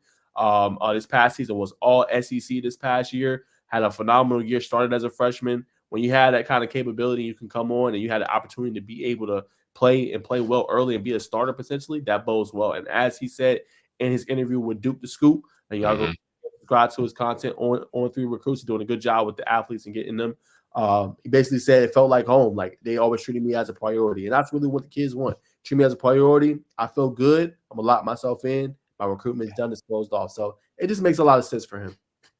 Most definitely. And transitioning, for the people, for the viewers who's tuning in right now, we don't have Jerome on the show right now, physical or digital. He's behind the scenes working on graphics. You know what I'm saying? The brother's not feeling well, so that's why the third man of our 3-man weave and our third man to our first and foremost podcast is not on with this day. But I'm sure he will be back next week. But transition to another Langston Hughes lineman. Dontrell Glover has been crystal ball to Florida State. Yeah, that was by on 3. I had seen that earlier. I think it was about a 60% confidence level. I know he's been out there a few times. Likes the campus. Again, another one of those big time guys that can hold his own. Definitely, I think we'll continue to get better and better. It just makes sense. He seems like he fits that offense pretty well. I think he'd be a great addition on that offensive line for the Florida State Seminoles. Do you know anything about like just their standard O-line right now? Their current O-line, I mean, not really. I know they lost a couple of starters, I believe, from this past season because it was very junior and senior laden. So I think he'll definitely had an opportunity coming in there to be able to kind of contribute. So I think that kind of bodes well for him as well. But I know they lost a lot of significant starters from this past year. For sure. Well, ladies and gentlemen, that concludes our football segment of today. So Wait. What else we got? Talking about where you was at. This past week. Oh, well, oh yeah. True. You getting the content. Yeah, where would you at, player? Yeah, my bad. I was at Buckhead. With QB takeover Black Ops. I believe this was the third or fourth stop, which was the home stop to Atlanta, Georgia. We had a middle school. I can't remember the middle school was at, but I was invited by Coach Shorty, man. Shout out to Coach Shorty, man. You watch the videos, reverse, stop. He's really kind of, he ain't monotone, but he real chill, laid back, super cool. So we out there got to meet Coach Quincy. The other coaches, I should have wrote these names down. I'm trying to be better with that. But a lot of young, super young, I don't say super young, a lot of young talent, middle school to junior high, man, just like I've never seen so many young kids, you know what I'm saying, footwork pretty good and throwing the ball, man. They do a lot of great things over there. I was talking to Coach Q, man, about Coach Quincy, who coaches, who's quarterback coach for Justin Fields, Jalen Hurts, if I'm not mistaken. Who else? Dang, I wish I had Jerome here to piggyback me. Pause. But you know what I'm saying, a lot of the young African American quarterback, he helps train. And he would just I ask him, like, Coach, how do you kind of, you know, so I always ask people who got good things going on, like, Coach, how you getting this, got this good business going? He's just, especially with the kids, like they said, man, really, it's just the parents, they trust us, and we're gonna do good things with the kids, you know what I'm saying, take care of it. There ain't gonna be no tomfoolery going on here, just to respect the caliber of, you know what I'm saying, standard that he holds. So, you know what I'm saying, I took that in. As you see, I locked it in, but so that was a great thing. I'm a feeling on Jerome's half. Jerome was at the Shock Doctor 7-on-7, man. He got some high-level content with Tay Harris mic'd up and Aaron Gregory. And Aaron Gregory did an interview with a little young man. So that was dope, man. He always doing things for the Deshaun Watson. Coach Q also helps Coach Deshaun Watson. But yeah, Jerome was doing that. So check that out on Inside the Hashes on YouTube, on his Twitter page. Tay Harris and Aaron Gregory, man. A magical moment, you know what I'm saying, that he captured. Great work by my brother Jerome. You want to talk about where you was at this weekend, brother?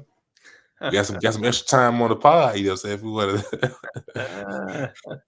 Well, I just took a little trip, man. Nothing too crazy, y'all. I just went to Houston. You know what I'm saying? It was cool little vibes. Got to see something different. I just believe I'll say it real quick. I just believe, like, if you go hard, you work hard, you should be able to take 1 or 2 vacations a year. You know, I stand by that. So that was one of them. Probably take one a little bit later in the year. But I just feel like if you grinding all the time, I feel like whenever I'm here, I'm not really like, oh, I'm gonna go out. Like, nah, I'm more like whenever I'm here, I'm in grind mode. I'm trying to like build my brand. I'm trying to, as Coach Tinker was saying, trying to get out there. You know what I'm saying? Trying to get into more faces. So I do that once or twice a year just to kind of go. You know what I'm saying? Kind of, because I'm always on go, bro. You know me real well, Bacon. I'm always on go. I'm never stopping. I'm always 110% in. So I go on those trips like that to kind of just reprieve a little bit, man. Kind of just recalibrate, come back, refocus, re-energize, get right back to it. So that's kind of my philosophy. But cool vibe, man. You'll like it. I think it's a better version of obviously Atlanta. Real diverse, man. Real good vibes, real good, man. And I think Houston's fun, man. Nah, for sure, for sure. I've been hearing a lot of good things about Houston. And while he was out there, ladies and gentlemen, he was still hit me in the DM like, oh, but did you see this? Did you see this? Oh, I like this. So, hey, man, and this line of work is never a decompress. No stop. There's no stop because you always say, like, let's see what happened. Or, you know what I'm saying? I love it, though. I love it, though. But some days I'd be like, man, if I could just have like but I love doing this line of work, man. I wouldn't trade it for anything else. I appreciate the kind words. I'll be back, guys. Most definitely, Jerome. You really here. But for the people here, we'll be back in person. Transitioning to our 3-man weave. First and foremost, Ja'Kai Howard wins the MVP for the City Reapers on a 3-peat, man. They defeated RWE Rod Wave Elite, coached by or I'm not sure, but what's his name? Oh my goodness. Anyway. You know what I'm saying? They defeated RWE, man. Ja'Kai Howard wins the MVP. So, you know what I'm saying? Were you there that day at the championship? I know you went to this game. I was out of town. You was out of town, yes. I got a clip, though, to show you real quick. Yeah. It's not from the championship game, though, guys. It's not from the championship game, another one. But I got this when I went a few weeks ago. Okay, I uploaded it today, but I want y'all to see this and see the clip. Why he won MVP. That's tough. All right. No, one more time. All right, Mr. Wilkins. That's tough, bro. It's like a volleyball thing with a basketball off the glass. So that was the clip. If y'all go back and look out now, what's crazy was I was out where I was at, and I was still watching the game. I believe I was at either the airport. When was it? It was one of these past days. I just remember being at the airport watching the game. And bro, he hit on my phone. Yeah, on my phone. I remember watching it. And bro, he hit this shot like it pretty much ended the game. Like RWE was coming back, Quan Davis was getting hot. They was getting the stops. Peyton Marshall. Yeah, Peyton Marshall. Couldn't remember his last name. Peyton Marshall, man, he was like being the beast on the glass, getting boards, getting stops, getting blocks, finishing on the interior, and it's coming back. Like pretty much throughout the whole game, City Reapers pretty much controlled it. But they made it come back. It looked like RWE was going to take it. Then out of nowhere, bro, it's like 2-point game. Like, you know what I'm saying? And next thing you know, Ja'Kai Howard hits a 3-point shot, gets fouled, and goes to the line for a 4-point play. Completely changed the kind of complexion of the game, man. I mean, it's just absolutely ridiculous. I mean, that was absolutely wild. So, I mean, it's the reason why he won, reason why he did his thing, and the reason why he got finals MVP, man. He had a phenomenal performance. Obviously, Bryson Tiller, he's the real deal. I think he's gotten even better. Bacon, to be real with you, from last time we seen him at Tip-Off Invitational, I think he's really grown into, one of the top players in the country, and with a good reason. Facts. And the name we're trying to recall for RWE was Karen Wilder. He does a lot with that group. Jerome said, "Did y'all see the kid that hit his head on the rim? Forgot where the game took place." That's always happening, I feel like, but I don't recall specifically. I know Anthony Edwards hit his head on the rim a couple times this week, but that's neither here nor there. Let's see what we got coming up next. Final four predictions, women and men's. Yeah, I think we should do that. Tourney's here, baby. Tourney's here, baby. Tourney's here. March Madness is upon us, man, and it's gonna be crazy. Yes, it is. I definitely think I'm saying this for a while. I think USC is gonna upset somebody getting that Final Four. I believe that much in Juju Watkins, man. She's a phenomenal talent.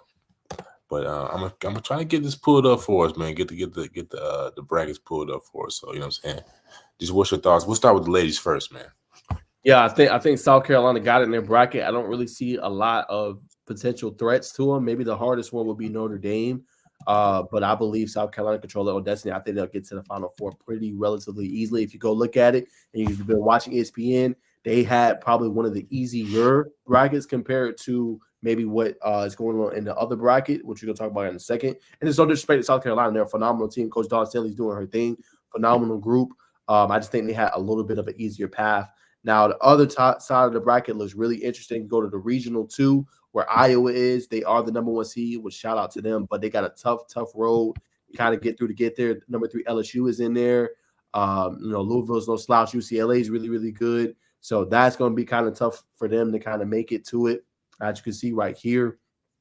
And then in the other regional 4, you got Texas. I think they got a really strong shot of making some noise. And then I'm going to roll with Tennessee. I think Tennessee is going to be a sleeper out there in bracket. I can see them making easily Elite 8 appearance. They got a girl that can score. It's going to be a top 5 pick in this upcoming draft. She can really ball, really score at a high end level. I think she's going to be dangerous. You can't sleep on Stanford either. So regional 4, I think definitely got some chances. Definitely got some things that they can do. And they're going to be very, very dangerous. And then I think the last one is regional 3. Obviously, got Ohio State with their girls. They could score the ball really, really well. And then you can't sleep on UConn. This is another tough one. I put it up there with region 4 with Iowa. Region 3 with Iowa. Ohio State, like I said, is good. UConn can never sleep with them. If Paige Buggers can get it going, they could be very, very dangerous come tournament time. And then also you got USC. So it's going to be really intriguing. I think those are the kind of the best ones, regional 3, and then regional 2 with Iowa and LSU in there. So that's my thoughts on those brackets. As far as my Final Four picks, I think I'm gonna go South Carolina. Yep. In 1, I really think I know everybody's sold on LSU and they think that they're gonna make the run, but I'm gonna go Iowa comes out on top. I think Caitlin Clark's gonna go on a scoring spree, and I think she's gonna be tough to guard. And then I'm gonna roll with upsets. I'm gonna go with UConn. They're gonna barely make it out against Juju Watkins, but they're gonna play in the Elite 8. I think that's gonna make for a historic type game. So I'm rolling with them in that bracket. And then my other pick, let's see, I got one more before I throw it to you, Bacon. I'm going to roll with another upset. I'm going to go with Tennessee. Tennessee. My Final Four. So you got Tennessee beating Stanford. Yeah, I got so peep this. I got Tennessee beating Stanford, and I got them beating Texas. And Texas. I want to see more of Texas because I know they had a good season. I haven't watched. That's the only really top ranked team I haven't watched close. A lot of people were surprised that they got the number 1 seed. I mean, they did their thing. I do think this UConn Jackson State is a very interesting matchup, though. I believe UConn have the interior size advantage, but Jackson State they can just attack you from. It's kind of like a guard, similar to a 5-in, 5-out thing. How they can attack you. So you know what I'm saying, it's gonna be interesting. I think UConn probably still wins by 20, but just I think it's gonna be interesting. I'm gonna watch it. But I agree with you, man. I definitely South Carolina. I'm sharing my screen correctly, right? Yes, you are. You can figure it out now, brother. Yeah, man, I'm on Wi-Fi lit. But definitely, this is my first time looking at these brackets. I want to put that out there. But definitely, South Carolina, it's gonna have a pretty easy road. Oklahoma's gonna be. They got a girl that can really go. But you need more than just a girl to beat South Carolina. Notre Dame. So yeah, I believe it's gonna be Notre Dame and South Carolina. South Carolina, they beat Notre Dame pretty handily at the beginning of the season in France. Also want to put out there that Camila Cardoso, as everyone knows, she will not play the first game against SHU or whoever Prez is because of the altercation that happened at the SEC Championship versus LSU. For the second region, Iowa for sure. It's gonna be interesting to see how Colorado does. They've been who do you remember who they upset at the beginning of the season? Was it Iowa? It might have been USC. Might have been USC. But definitely Colorado. You know what I'm saying? We're gonna see if Coach Brown's daughter touches the court. I don't really follow the Buffs women's basketball, but I do know that she is on the team. So let's see if Coach Prime's daughter can hit the floor. UCLA. You said who's gonna be UCLA? Iowa's gonna be UCLA, but you said UCLA will be a Final Four team, correct? No. I think it'll be Iowa, but I think they're gonna be in that region. Like they're gonna play them in the Elite 8. Okay. I can concur. Down to 4. I mean, it's pretty much the same, but I don't really. Texas, interested to see. 4 is good. What'd you say? I said 4 is good. 4 is good. Yeah. Got Gonzaga, Tennessee, who I'm really high on, just like you. Yep. NC State has been playing pretty good ball. And Stanford. And Stanford, yeah. Shout out to Norfolk State, man, they back in it for I believe the second year in a row. They played South Carolina last year. They got mollywopped, but shout out to the HBCUs for making it to the big tourney. Yeah, Ohio State. Let's see who else. Duke's got some pretty good girls. Yeah, I can concur. We got the same Final Four, brother. But I do think, but you didn't have USC in the Final Four. I got USC in my Final Four. I think USC Yeah, I is the don't. upset. I think that's the upset. USC over Ohio State, man. Okay, yeah. See, I don't, because I got Tennessee, South Carolina. I think I got Iowa and Tennessee. I think. Yeah, those are my four. I was trying to segue. Oh, here we go. Smooth segue to the men's. Yep. I thought it was gonna, here we go, official bracket. Boom. Smooth segue. Hey, Jerome, I'm coming for your job, man. I'm over here orchestrating like a maestro. I'll let you start again, brother. Region 1. You got UConn, big schools, Iowa State. No, go ahead. No, go ahead. I'm sorry. No, I was just breaking it down, bro. Iowa State at the 2 seed. They did lose to Kansas State a couple weeks ago. It did still remain a 2 seed, but go ahead, brother. I was just shouting that out. Nah, you good, brother. I'm rolling with. I know Iowa State's really, really good. Can't sleep on the Big 12, but I'm rolling with UConn. I think the depth that they have, they're really good in the interior. You got Tristan Newton from East Carolina is having a strong season. Stephon Castle's a lottery pick. I think he's going to put a lot of people on notice that haven't been watching the game this past year. To see him, he's won like 8 or 9 Big East Player of the Week awards. The kid's the real deal, man. I think they got it. And that team to watch, though, will be the Auburn Tigers. I don't know what it is, but whenever it's turning time, man, they're always dangerous, especially under head coach Bruce Pearl. He has something with that Auburn team. A lot of time they just slept on, and they always make deep postseason runs. So don't want to sleep on them, but I'm rolling with them to kind of come out on top in that one. And then the other one, UNC can finally be their year. They got a really good team. Armando Baycock, RJ Davis, a really good roster overall.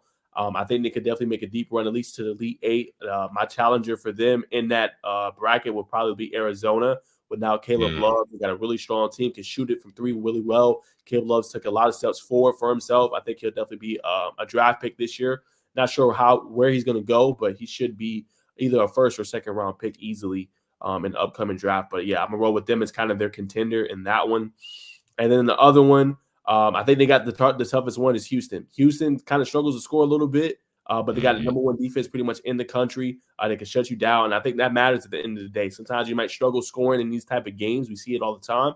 But if you can get those defensive stops that can lead to easy transition buckets, get you in the rhythm, get you going. And Houston has that. So I got them making a deep run to the Elite Eight. I got James Madison as one of my biggest upsets in that bracket. I got them beating Wisconsin in the upset. Hopefully Duke can finally make some noise kind of in that bracket. So I'm rolling with Duke kind of making it deep. They'll probably face Houston probably in the Sweet 16, and that should be a barn burner. Should be really intriguing. Yes. I see Kentucky's in here. They got 2 lottery picks, Reed Shepherd, Rob Dillingham. We got prolific scores like that. That definitely bodes well. So we'll see how they do in the bottom of the bracket. But they should be able to come out on top, honestly, making you got Marquette in there. I can see Marquette getting upsetted. Number 2 was a little high for me for them. So Kentucky definitely has a segue to making the Elite Eight and maybe making some noise this year. But as I've been saying, I think there's a little bit of pressure on Calipari. Got to make a run. Cannot go out in the first round against Oakland. You just can't do it. He's an elite coach, but it's time to make a run. It's time to win another chip. So a lot of pressure on him, but we'll see what happens. And then I think the last one is the Midwest. Got Purdue. Not totally sold on them, but they have one of the easier ones. But I'm gonna tell you what, man, I'm high on Tennessee and Dalton connecting the crew. I think they can make a run to that Final Four. I think you could see Purdue and maybe Tennessee in the Elite Eight, but at the same time, that bracket's tough. I know Kansas is dealing with a lot of injuries, so they might go out early. They should beat Sanford, but they might lose against Zach in the next round. Got South Carolina, Oregon. Can't sleep on that matchup either. But yeah, I'm gonna roll with Tennessee as kind of my sleeper. So I say UConn, Tennessee are my Final Four in that realm, and then let's see, I'm gonna roll with Arizona beating UNC in the Elite Eight, and then I'm gonna go with Houston. So those are my 4. You go with Houston? Yeah, I'm gonna go Houston, UConn, Arizona, and then and Tennessee. You do realize they just got beat by 30 in the conference, right? Yeah, I understand. That's Big 12 though. That's what I'm saying. That's Kentucky's SEC. The Big 12 is a better conference, bro. Then that One Big game. 12. Don't overreact to one game. That's They're 30 going to beat the points. winner of Nebraska, Texas A&M. They're not losing to Longwood, okay? And then Right. the next team they would play with the hardest would be Duke. Now that might be tough, but just because you lose by 30, bro, you want to get out the way early. They're a good team, man. Can't overreact. No, that's true. They are a good team. I'm not gonna split hairs with you there.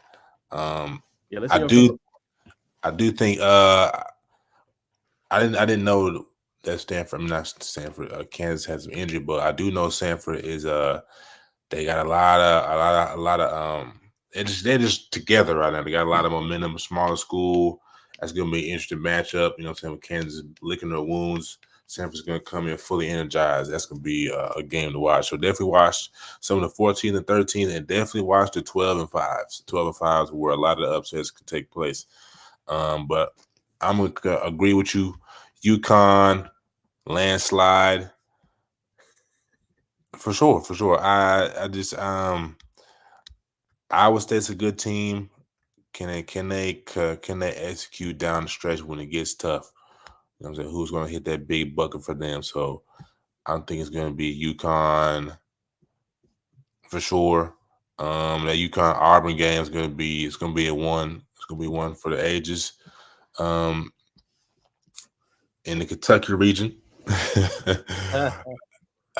you know they're gonna do the thing. That Kentucky Marquette game is gonna make me nervous. Even when they play Texas Tech, Texas Tech is a good club too. But Lord willing, we pull past Texas Tech and we see Marquette. We'll see what happens there. And that's at Sweet 16. Mm-hmm. Yeah. Duke, you never know what's gonna happen with Duke, right? They've been really up and down, inconsistent. They got Filipowski, they got Jared McCain, who's actually shooting 40% from three this year. So if they can get hot, they're gonna be able to beat almost anybody. I don't think they have enough to beat UConn. I think UConn is the number one overall favorite over my Wildcats. So it'll be interesting. But Houston, I mean, they got a good defense when they can get going and touch the big man inside, let him do his thing. They're a great team. So but I'm going to take UConn and Kentucky in the south, from the south and the east. Down at the west, I like North Carolina. I like the Tar Heels, man. They RJ Davis is a problem down there. Excuse me. Arizona. I haven't watched a lot of Arizona, but I do hear a lot of good things. I knew they got a plethora of scores down there. They play solid defense. Alabama's a team you're gonna have to keep your eye on. Fastest team in the nation. So that if you're gonna turn the ball over and allow them to get out of transition, it's gonna be a long game for you. You gotta definitely make them play a half court game if you want a chance to compete with them. Clemson is another team. If they're not, I don't think they're gonna go maybe not past around the 32. They should get past New Mexico in 64, but they're a team that can make some tough baskets. They're pretty good playing defense, sound defensive team. So if you got Clemson get some upsets, you might be on to something. Moving on to the Midwest. Well, actually, let me say what's coming out the West first. I'm gonna go. I don't want to just go with the 1 seed. But I think I will. I think I'm gonna go North Carolina, Final Four. Midwest. I really like Tennessee. What's his name? What's his last name? Davis. You talking about Tennessee? Yeah. That guard that just went for 40 the other night. You're not talking about the other one. Hold on. Are you talking about the one I'm high on? Yeah. He's the one, bro. He's the one. He's the lottery pick. Dalton Connect? Yes. Yeah, I'm high on him. He's Yeah. bucket, man. Anytime you don't really catch too many guys going for 40 all the time in college. So anytime you got that on your team in this type of atmosphere, expect to see some highlights coming from Dalton. What's his name? Dalton what? Dalton Connect. Dalton Connect. Yeah. He's the guy. Yeah, I'm high on him. We're gonna talk about the Gamecocks right here, man. This is a big match. I don't know too much about Oregon, but at 6-11 is don't let the 11 seed fool you. That's gonna be a good matchup. I do think South Carolina will have enough to prevail. It just, Coach Parrish has got them boys playing. They're playing well. They rebound the ball well. Misha Johnson is a firecracker waiting to get off. The question for them is, can BJ Mack, can he contribute? Can he contribute offensively? I mean, of course, they got other weapons outside of BJ Mack. Studi, I'm not sure if Miles Studi is back. Talon Cooper, but they play good defense, man. Anytime you can play good defense and have a guy that hit big shots, it's going to be a good one. But I think this game it's going to come down to the last minute. It's going to be one where the Gamecocks fan, the Oregon Ducks fans are sitting on the edge of their seat. I've already said what I need to say about the Sanford and Kansas game. That's going to be a bracket buster for sure. Maybe I'm going to say bracket buster for sure, but it has the potential to be one. Purdue, I really don't like Purdue, man. I just think the game is too slow. I think they can be beat. I'm just being honest, man. Like I was looking on the mock draft today, their star players, like they got him at the bottom of the first round, and he can't be. He can shoot the ball. He can shoot the ball a little bit. You know what I'm saying? What'd you say, brother? No, I agree with you. He's good on the interior too. Yeah, man. But you got to be more than that these days. Can he develop into a more modern big? Yes, he can. But I wouldn't spend a lotto pick on him. That's just me. But they got some shooters around him. He's a decent passing big man. Average, I think, 2 to 4 blocks a game. I can't remember, but I think Tennessee can possibly get them boys up out of there. But Purdue, Tennessee, North Carolina, Arizona, moving up top, UConn, Auburn, and Kentucky, Houston. Those are my locks. But we're going to stop sharing screen here. Feels good to be back. I get to see myself again. Jerome just let us know we're pushing the 150 views. I believe that's the most views we've had on the show since starting. So, man, shout out to y'all for supporting us. We like to bring y'all high, not just good conversation, but high level conversation. You know what I mean? So appreciate y'all tuning in with us. Next on the ledger is sleeper. We kind of talked to sleepers in the NCAA tournament. Mine's definitely gonna be Sanford, James Madison.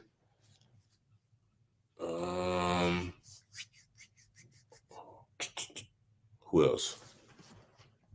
Hold on. For me, I'm gonna go Western Kentucky at the 15. I feel like they can make some noise and possibly beat Marquette. I don't know if you heard, but the last 3 years, the 2 seeders went out in the first round. So that might happen again. They're one of my sleepers. I'm gonna throw Oregon in there. No disrespect to your South Carolina Gamecocks. I think y'all having a good season. But I think Oregon could be, kind of a scary team out here late. Yes. As well, and they can make some noise. Let's see. I got one more. I'm gonna throw it back to you. You like Grand Canyon?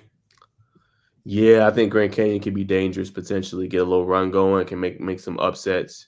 Yeah, I think that would be another one for me. Yep.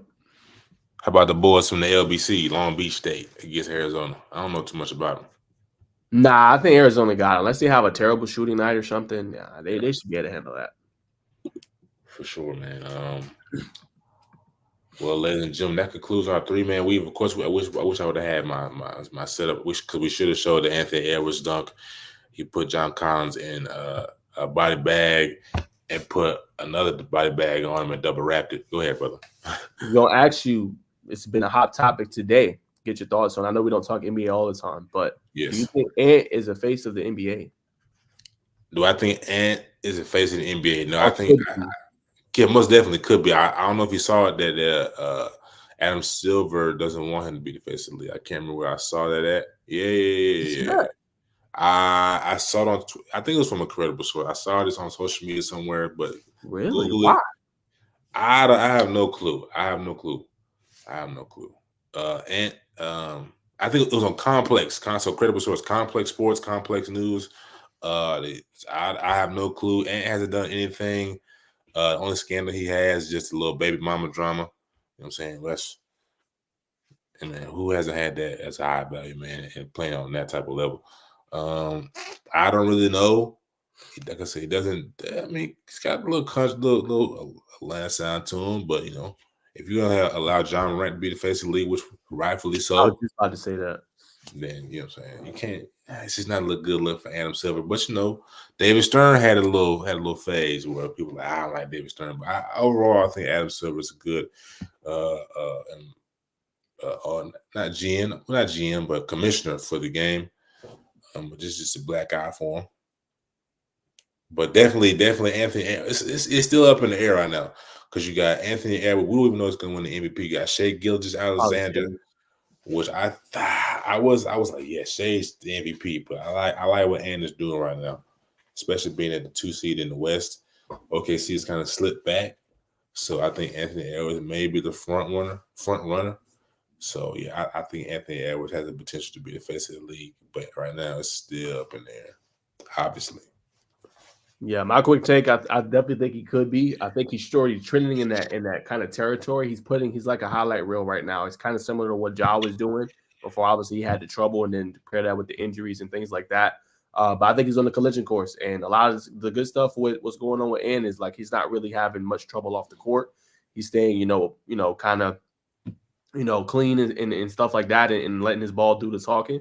And I think the only thing maybe that Silver don't like is maybe he just uniquely and authentically himself. He's genuine. Like you could see, when he was getting interviewed on live TV, he said that maybe that doesn't bode well, but he brings the excitement. Like the fans want to see him. He's almost like must-watch TV.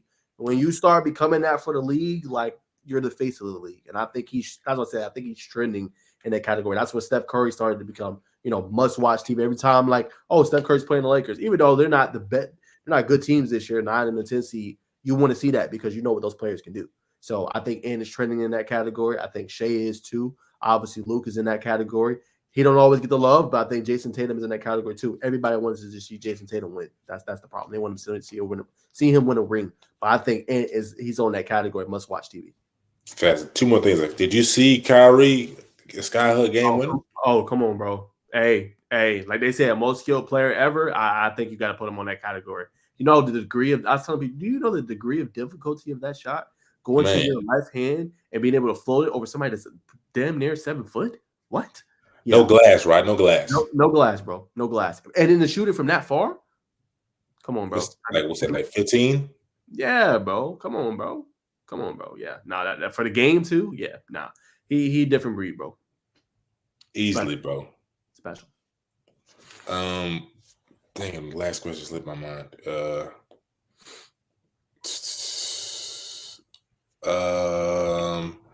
It's probably Doc Rivers. How do you feel about Doc Rivers, man? It's been some chirping about Doc is that lady that you take out on a date. She's got a lot of makeup on, you know what I'm saying? And say it's raining, and you're like, you don't look like what I thought you. The catfish, pretty much. Yeah. So I'm saying, and I think prior until the 2021 season, I mean, Doc Rivers is one of the best coaches. Coached the Big Three, the original Big Three in Boston. They did their thing. Only has 1 ring, but he did defeat Kobe Bryant with an amazing team. But do you think Doc Rivers is the real deal? You think his accolades should be watered down? I think it can still out for coaching. That's kind of unfortunate. It's the same with a player. What have you done for me lately? And I think he heeds a lot of that, and he hasn't gotten his teams far enough since then. He's gotten, I think, he's lost, I think, either 7 or 8 game 7s, must-win situations, and lost them pretty badly. Not all of them, but lost a couple of them pretty badly. Well, a lot of the times, you think about it, Mick, he had some overpowered teams. There's no way that the Clippers with Chris Paul, Blake Griffin, DeAndre Jordan, Jamal Crawford, and that injuries real bad. Yeah, there's no way they should have lost to the Rockets in that series. We can go back. Yes. There's no way that the Clippers should have lost to San Antonio Spurs when they had Tim Duncan on the back end of his career, and Manu and all them. Like it's stuff like that. So I think what he just need to do, he needs to update his resume. You know what I'm saying? And he hasn't had the best success. He was at formerly of Philly. They haven't got over the hump. I don't think they've made a conference finals even in the Joel Embiid era. So it's just become stagnant. But if he can get this Milwaukee team to a conference finals and they on the doorstep and they're playing against Boston or maybe even a Miami and they can get there and get to a finals, I think he'll do better for his resume. So he just needs to update it, and maybe it won't be watered down. But right now, I have to agree with you, Bacon. I think it is a little bit.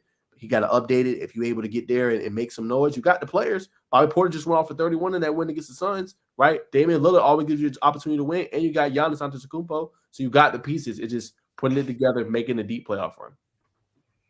Most definitely. But is this another scenario where he has a lot of talent on his team, like you just said, man? Damian Lillard, Bobby Portis is a bucket. He's got Brook Lopez who can fire it up but can't rebound and save his life. He's got a lot of talent.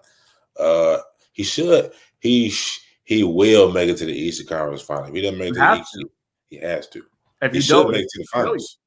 Yeah, I agree with you. If you don't, it's a failure. Only reason I give him a pass because he joined mid-season. If they don't make it to the finals, he joined mid-season, right? He's trying to implement his defensive scheme. Sometimes you don't have enough time to kind of do all that. Sometimes you need that training camp and things like that. But if they don't make that to an Eastern Conference Finals, it's a failure. Too much talent, bro. You know what I'm saying? But I give it to Boston because Bolton has continuity. Tatum, Brown, they've all played together for a long time. Only additional pieces they added was Porzingis, really. True. They still have Al Horford. Like, they technically have the best team in the league. I give them a slight edge if they lost in a 6-game, 7-game series. But when it comes to the other ones, no. There's no way in hell. Even, like, they lost to the New York Knicks. No disrespect to them. Brunson's great. Ball last night. You shouldn't be losing to them with the talent you got. I'm sorry. Right. They only got Jalen Brunson and Julius Randle who only go left. Yep. Anunoby. That's it. Yes. Last thing, brother, you know what I'm saying? This is our segment where we keep it real, ladies and gentlemen. I just had this thought. Kevin Durant, I don't know if you saw, he had an interview with Draymond Green. I'm saying we're grown men now. He talked to him about, because Draymond Green, I believe he has 3 kids. Like, Kevin is 31, 32, 33. He's like, man, he don't have any kids right now. And Kevin pretty much, he said, man, I think it was for the best, for the best. If I had it early on in my 20s, I'd be like, I wouldn't know what to do. But now that I'm getting older and older, I'm saying more reserved. I stay at home more. I'm more mature. So from your opinion, I'm saying we're in our mid-20s. You don't have kids. I don't have any kids. This one was, and we're heavily devoted in our practice of journalism. Just what's your thoughts on having kids, mid-30s or 40s, or just kids in general? Yeah, I think it's a balance. Everybody is different. The biggest thing I've been learning and what myself is everybody's got their own path. Everybody's going to do what they're going to do and want to do. I think for me, I just don't want to do it at this moment because I'm not in a place financially where I could even support a kid. I'm struggling myself. You know what I'm saying? So I don't want to make a hard life for bringing somebody else into this life and making it hard for them. But I think everybody has their own time, and some people want to have them young. Some people want to have them at 20, 21, 22, 23. But I feel like in a way, it's good because maybe you get out of the way earlier. They get to 18 when you're like 40 something, you're still young. So I think that's kind of the side effect of it feels good. I think for me, it's like I want to still kind of enjoy my life, right? I still want to be able to travel when I want to, do things I want to do without having that, I don't want to say stipulation, but having that responsibility at this moment. You know what I'm saying? Because a kid, bro, you're giving up a lot of stuff you want to do and you want to accomplish in life to make sure they're good. Like, they're going to get a lot of your energy, your devotion. Like, it's going to be a little bit more difficult. So I think for me, like, would I have some in the future? For sure. But I want to be in the situation where, 1, I've enjoyed my life, right? 2, financially, I'm astute. I'm on a good level. I don't have to really worry. I don't want to say comfortable because I like to be comfortable, complacent, but I feel pretty good about my money coming in. And then, 3, just being able to provide a good life for them, and I think, it's a lot with having a kid and sometimes, you're not ready to settle. Maybe I still want to like test the waters a little bit and see. So I think for me, there's no problem with it. But I'm just, at the same time, Baker, for me, I'm not one to force. I like to have good energy. You know me well, bro. We hang out a lot. I don't want it to be a situation I'm forcing it or I'm constantly have to hit you up. Like, I think it should just flow, man. That's how life is. It should just flow. It should be natural. We vibing with each other and then kind of go off that. But yeah, I just want to be in a position where I'm good and I can, help my kids to the best ability and teach them the right stuff they need to learn to be successful in this life. That's what my father gave me. He gave me a really good example. So did my mom.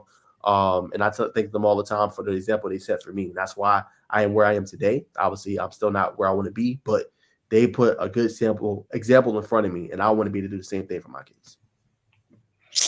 Man, that was a great answer, brother.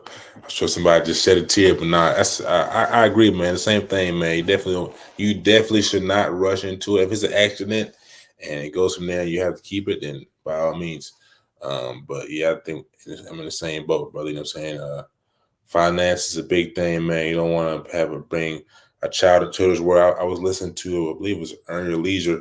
They was talking about that cereal has become a more popular dinner item, and I know cereal has a lot of sugar in it. You know what I'm saying? And I could bring up another discussion, but you know what I'm saying?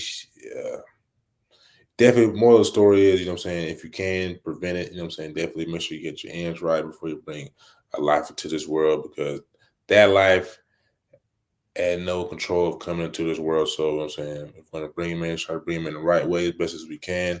Like we was talking about earlier, learn how to fish. Once you learn how to fish, teach somebody else how to fish. And once you become such a good fisher, you can take two loaves of bread and two fish and multiply and feed a multitude. You know what I mean? There you go. But as we're wrapping up, man, where are you at this weekend? If you are, you know what I'm saying, if you are not, then just kind of let the people know.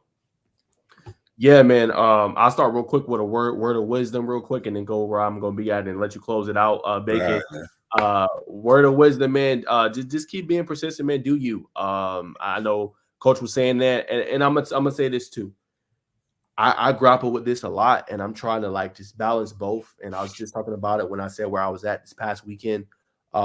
Live your life, man. Like at the end of the day, you're gonna have to figure out different stuff. And obviously grinding is a great thing, and I love to grind. I love to, make sure I'm getting out there and I'm putting my full effort forward. But man, go see the world. I think that's the biggest thing I tell people. Go see the world. Go just see something new, man. Go experience something different. It'll just really change your mindset, and you'll come back looking where you at your situation, and you'll really want to even go harder. Because once you see something new, I feel like for me, especially once I see something new, like I'm like, oh man, I want to experience that again. Okay, well, I need to go grind some more. You know what I'm saying? So I could be able to do that. So I just say live your life, man. It's short. Nobody is promised. So man, just make sure you're just doing the things. If you grind and grind and grind, and when you have a moment, just be able to kind of treat yourself a little bit. Like I said, I struggle with it because I be wanting to save and invest my money and get it to grow for me, so I don't have to work as hard. But then at the same time, I want to enjoy my life too in my 20s. And that's why that goes hand in hand with my answer about the kid situation.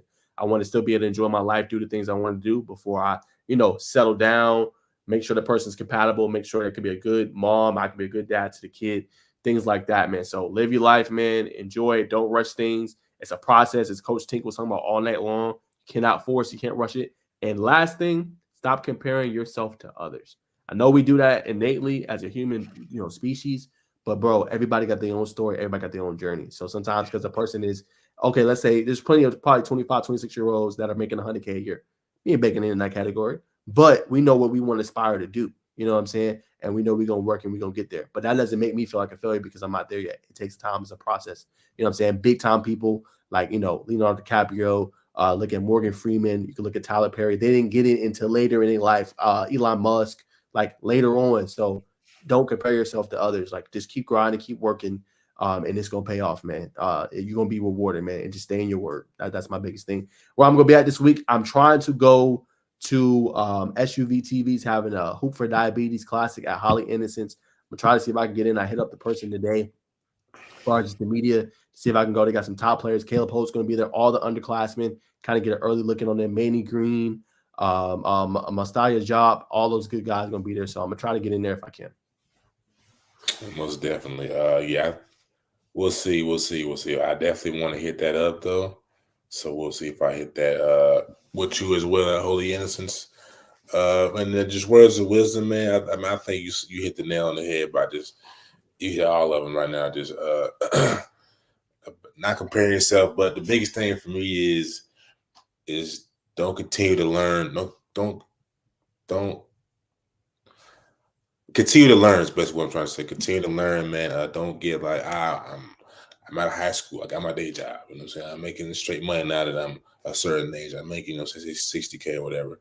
Or I'm out of college. I'm done with my master's. I'm not taking any more knowledge. It's in this life, it's always a revolving door of knowledge because you know what I'm saying, 10 years ago, you had AI, but not at the level it's at now, you know what I'm saying? Advancement. So learn new math, learn how to work a camera, learn how to do real estate, learn how to do investments. This knowledge that can improve yourself. I don't know why this stuff always pops up on my screen. I think it's Jerome messing with me. But it's about the knowledge, man. I can never stop, never cease to continue to learn. I always pick up a book, you know what I'm saying, whether it's reading the Bible or another book, you know what I'm saying, but just always continue to learn, believe in yourself. No one does it for you because no one else is going to do it for you. Live up yourself, go run, go be out in the sunlight, take your shoes off, walk on the ground. It's bigger than you think, and just think positive thoughts, man. I know we had last week, we talked down affirmations last week, but you know what I'm saying, whatever works for you, I use affirmations, and I feel like it helps me because I'm like, I need to do this, I need to do this. So I always take this with you. The harder you are on yourself, the easier the world is on you, because nobody can beat you up like you, and nobody can love you like you. So believe in you. That's what I got, ladies and gentlemen. This has been a classic episode of First and Foremost.